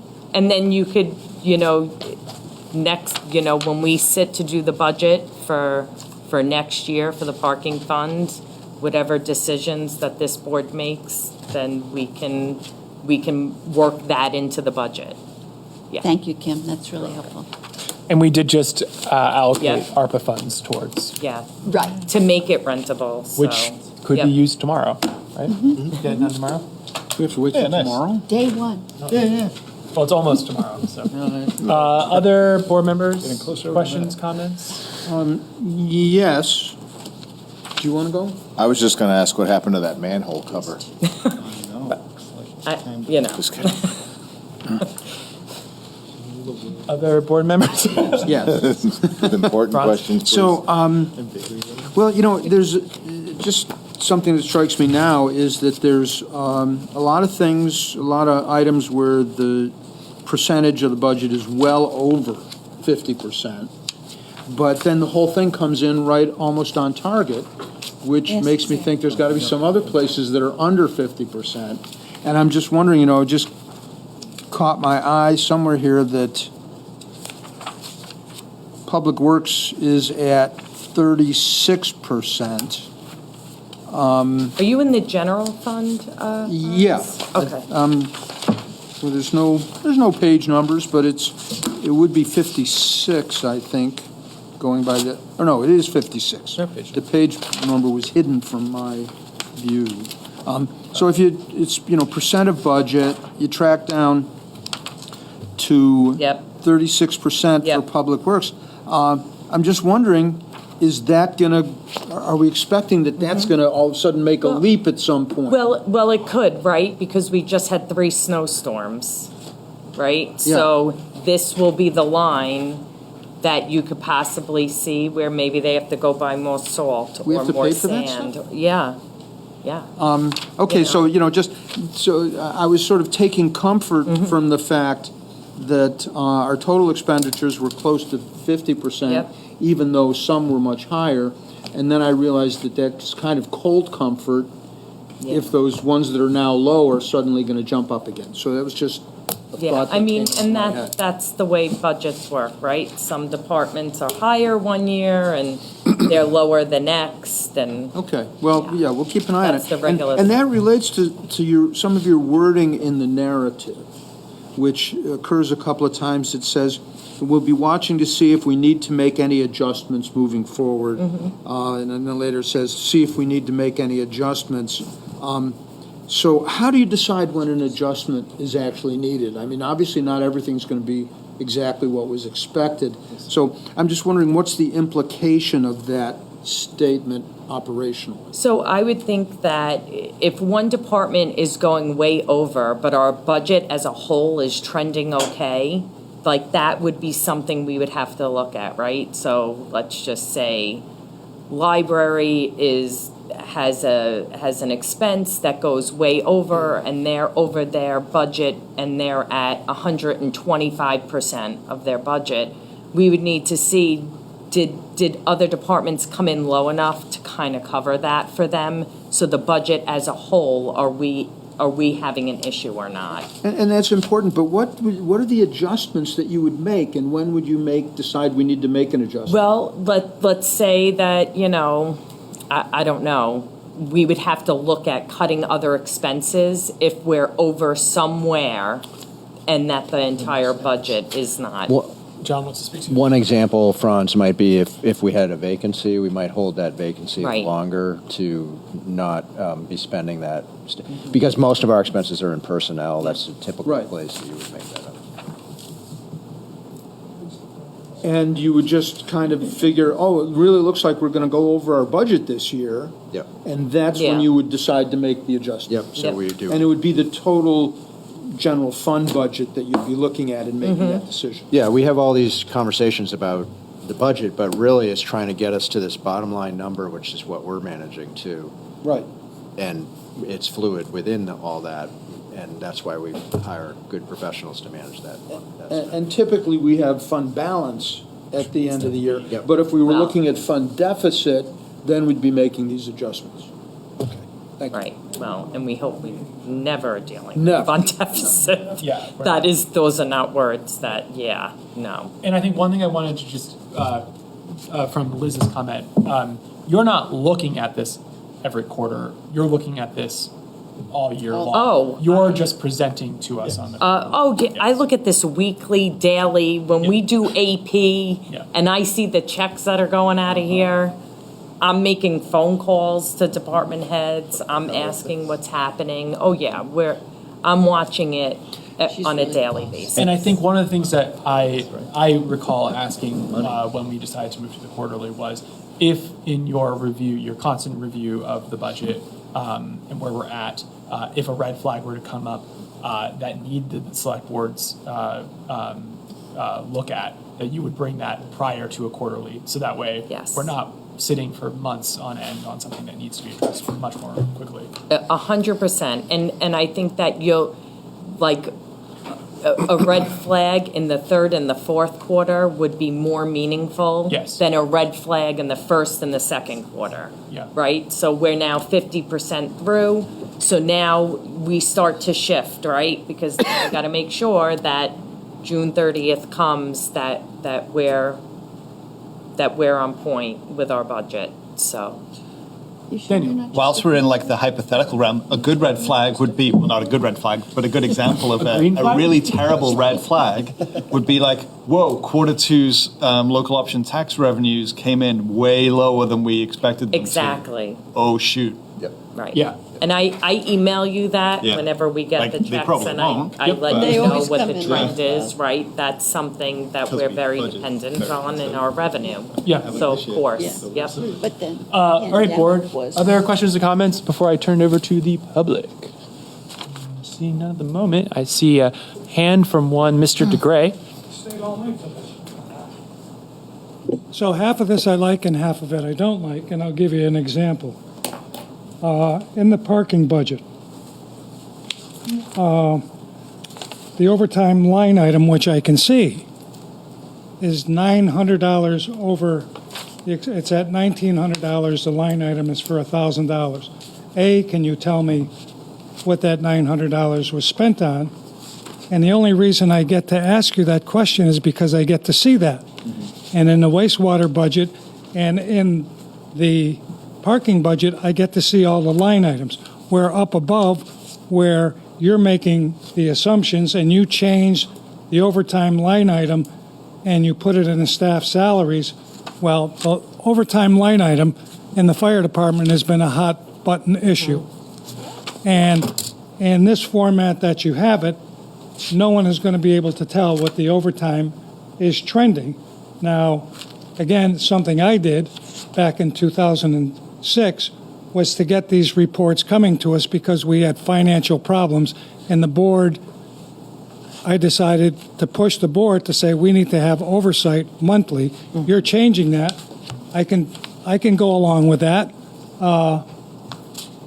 But the reality is I want to see all these lines. I want to be able to make my own assumptions and not rely on you when I'm looking at this as a citizen and going, okay, what about this? What about that?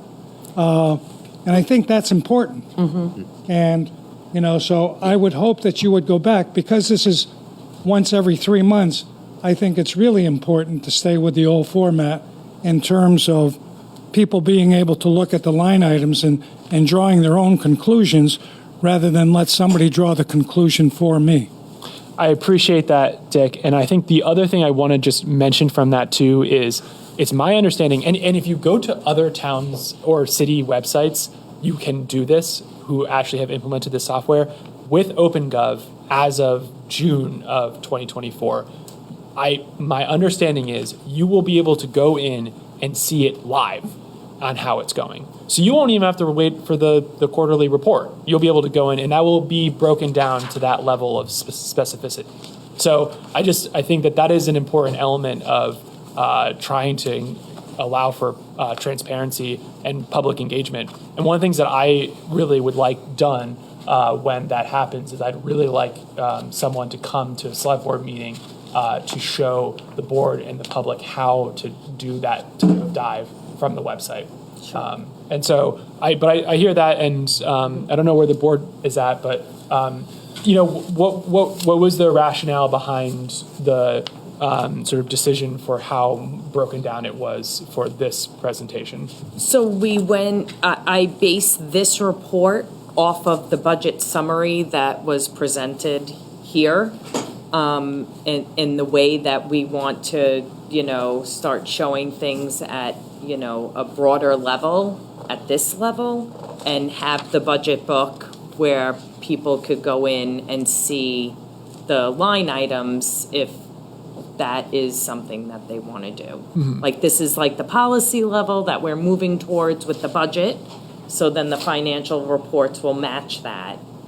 So that was the idea behind the creation of this report, was to match that report. Okay. I mean, Daniel? Oh, go ahead. You know, the overtime is in the staffing line. So you do see that the staffing lines of each department. So you would, if the overtime was over the percentage of the budget, you would be able to see that at some point. But you will be able to see the line item, which I know is what you want. And Yeah. I get that too. But I think it's, as we watched a year and a half ago, we watched the overtime line item in the fire department go up, you know, 300%. And so you really can't follow that with the staffing line item until you're almost at the end of the year, when you say, okay, the staffing payroll budget is X. So that's why I'm looking for those line items to be able to look at clear. Franz? Yeah, I would chime in on that and say that the whether the money is going to regular time or overtime may have policy implications. That is something that we may look at and say, hey, we got to do something differently here. So, there's a certain level of detail where it's too much, and there's a certain level where it's too little. But I mean, just it feels wrong to me not to know whether it was regular time or overtime that's happening in that department. Just so, it helps me think about what's actually going on in the town staff, and whether there's something I need to say about it or do about it.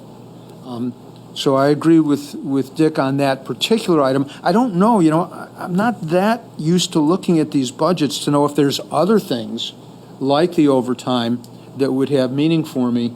But I think that one in particular I'd really like to see. John and then Dan. Okay, Daniel first. No, go ahead, John. Oh, well, to that point, I just want to say we're trying to find the right balance between policy decisions and micromanagement. And, we hire good professionals to manage these departments. And frankly, I don't care. I mean, if they want to move things around they need to spend more overtime and they're finding the savings elsewhere in the staffing line, I frankly don't care. And I don't think we should care. I think we should allow the professionals to do that. And I don't want to micromanage them or second guess them on that. I trust them. And I think if we can show the trust to our departments, we'll get much better return in the end than if we're trying to, nickel and dime on every little thing. So I would just throw that out as an alternate way to look at it from. I get it. I think that, and what we're seeing is kind of it's the balancing act here between the two. Because I think Dick's point and Dick's history with the town is that, when the town was in a very different financial situation, intense oversight was a good policy decision that was made at the right time. Maybe should have been made earlier by other boards before Dick, right? That would have prevented getting to that point. And so now we're in a different time, and I think that there are fair points made because there's an element here about transparency when it comes to actually how the budgeting is happening, and that the department heads are budgeting to the bottom line, and that they're working towards a bottom line for the year. And so I think to sort of not pretend, but like to show it like where that maybe it may I don't know if that's exactly what's happening if we're seeing it line by line, if they're, I don't know, I guess I think that's kind of the balance between the two, because I think taking John's point, it's we hire these professionals to be budgeting and making sure that they're coming in at budget that we've allocated for, right? And it's their responsibility when they come before the board every year for the budget discussion for the next year, that they're accurately telling us how much they need. And when fire was going over budget, right, we know why. They had staffing issues, they had FMLA, they had people out for COVID, they were understaffed, and it was all explained, and it was all like, oh, okay. And the department heads were handling that within their staffing line. They never went over their staffing line. They handled as John was saying, they handled their overtime within their staffing line. They're the ones on the ground with the guys out on FMLA or COVID and who's sick and who's not. Daniel. Thanks. When I first looked at this budget, this financial report, right? The lack of the overtime line was the thing that jumped out at me. And also, knowing that this financial report is about 50% of the year, and looking at the percentage of budget number, which is always kind of where my eye goes first, apart from the finance department, I know that everything's fine. And I know that the people that are running these departments and the town manager are actively, on a daily, weekly, monthly basis, monitoring these expenditures. And also, the trust us, isn't always what the public wants to hear. It isn't always what the board wants to hear. We only kind of visit with this stuff every couple of weeks. And we do kind of trust you every 13, the other 13 days that everything is being run in a shipshape manner. But it needs to be presented to the public as well so that the public can feel that confidence that we feel. So I wonder if this report for the next iteration could include an overtime line in these staffing expenditures, but obviously the number that we'd actually really care about is the bottom line staffing number, right? So the bottom line staffing number is 48% of budget, and here we are at 50% through the year, right? So that's fine. But when we saw overtime, ramp up in fire the other year, at the same time that we'd made a change in like ambulance services, it rang alarm bells, pun intended, and it led to questions every month, which the fire chief handled every month.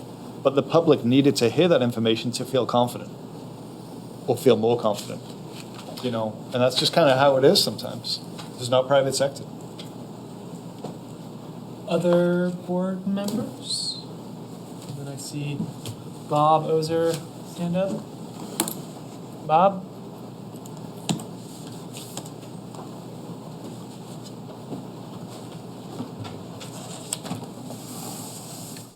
Hello, Bob Ozer, Brattleboro. And I was also going to speak in favor of seeing the overtime line in staffing, but I won't belabor that because I think it does show a trend, and it may be a trend that you're comfortable with, but it still is a trend that should be looked at. But the question that's still on the table for me is that the deferred maintenance issue. Do we know if there's a dollar figure attached to that, both what we've already discovered and what may be coming down the pike? So, any other questions, Bob? I'm just gonna wrap up. No, that's it. That and the overtime. Yep. Kim, is there a number to the deferred? Yeah, so I did text the chief before, and he did say it will be about 44,000 to fix the pumps on all 3 trucks. Okay. And then that's all the identified deferred maintenance at this time. We're now implementing a plan for deferred maintenance moving forward. I would like to ensure that we have that in other departments that utilize equipment. I'm not sure if we do or not. Yeah, Public Works, we have a whole mechanics division there. They're constantly maintaining, that equipment has to be in functioning order all the time. The other departments have mechanical review of all their equipment as well. Okay. And so that 44,000 will need to come out of the budget, and that's part of the back and forth balancing. That's right. And we will see that reflected in probably in the next quarterly report. Yep. And we'll be able to see how that's impacted and where we're at for each of the departments. Yes. Great. Okay, well, in that case, board, the motion on the table is to approve the quarterly financial report as presented. All board members in favor, please indicate with an aye. Aye. Aye. It's going to carry 5-0. I think I have one more motion. I'll adjourn. Peter's made a motion to adjourn. All those in favor? Aye. Aye. Kim, thank you very much for staying for that. Thank you very much to BCTV. Thank you to our interpreters. Thank you very much, Patrick, for running the Zoom. And thank you, John. Thanks, guys. That was great. Let's do more of these.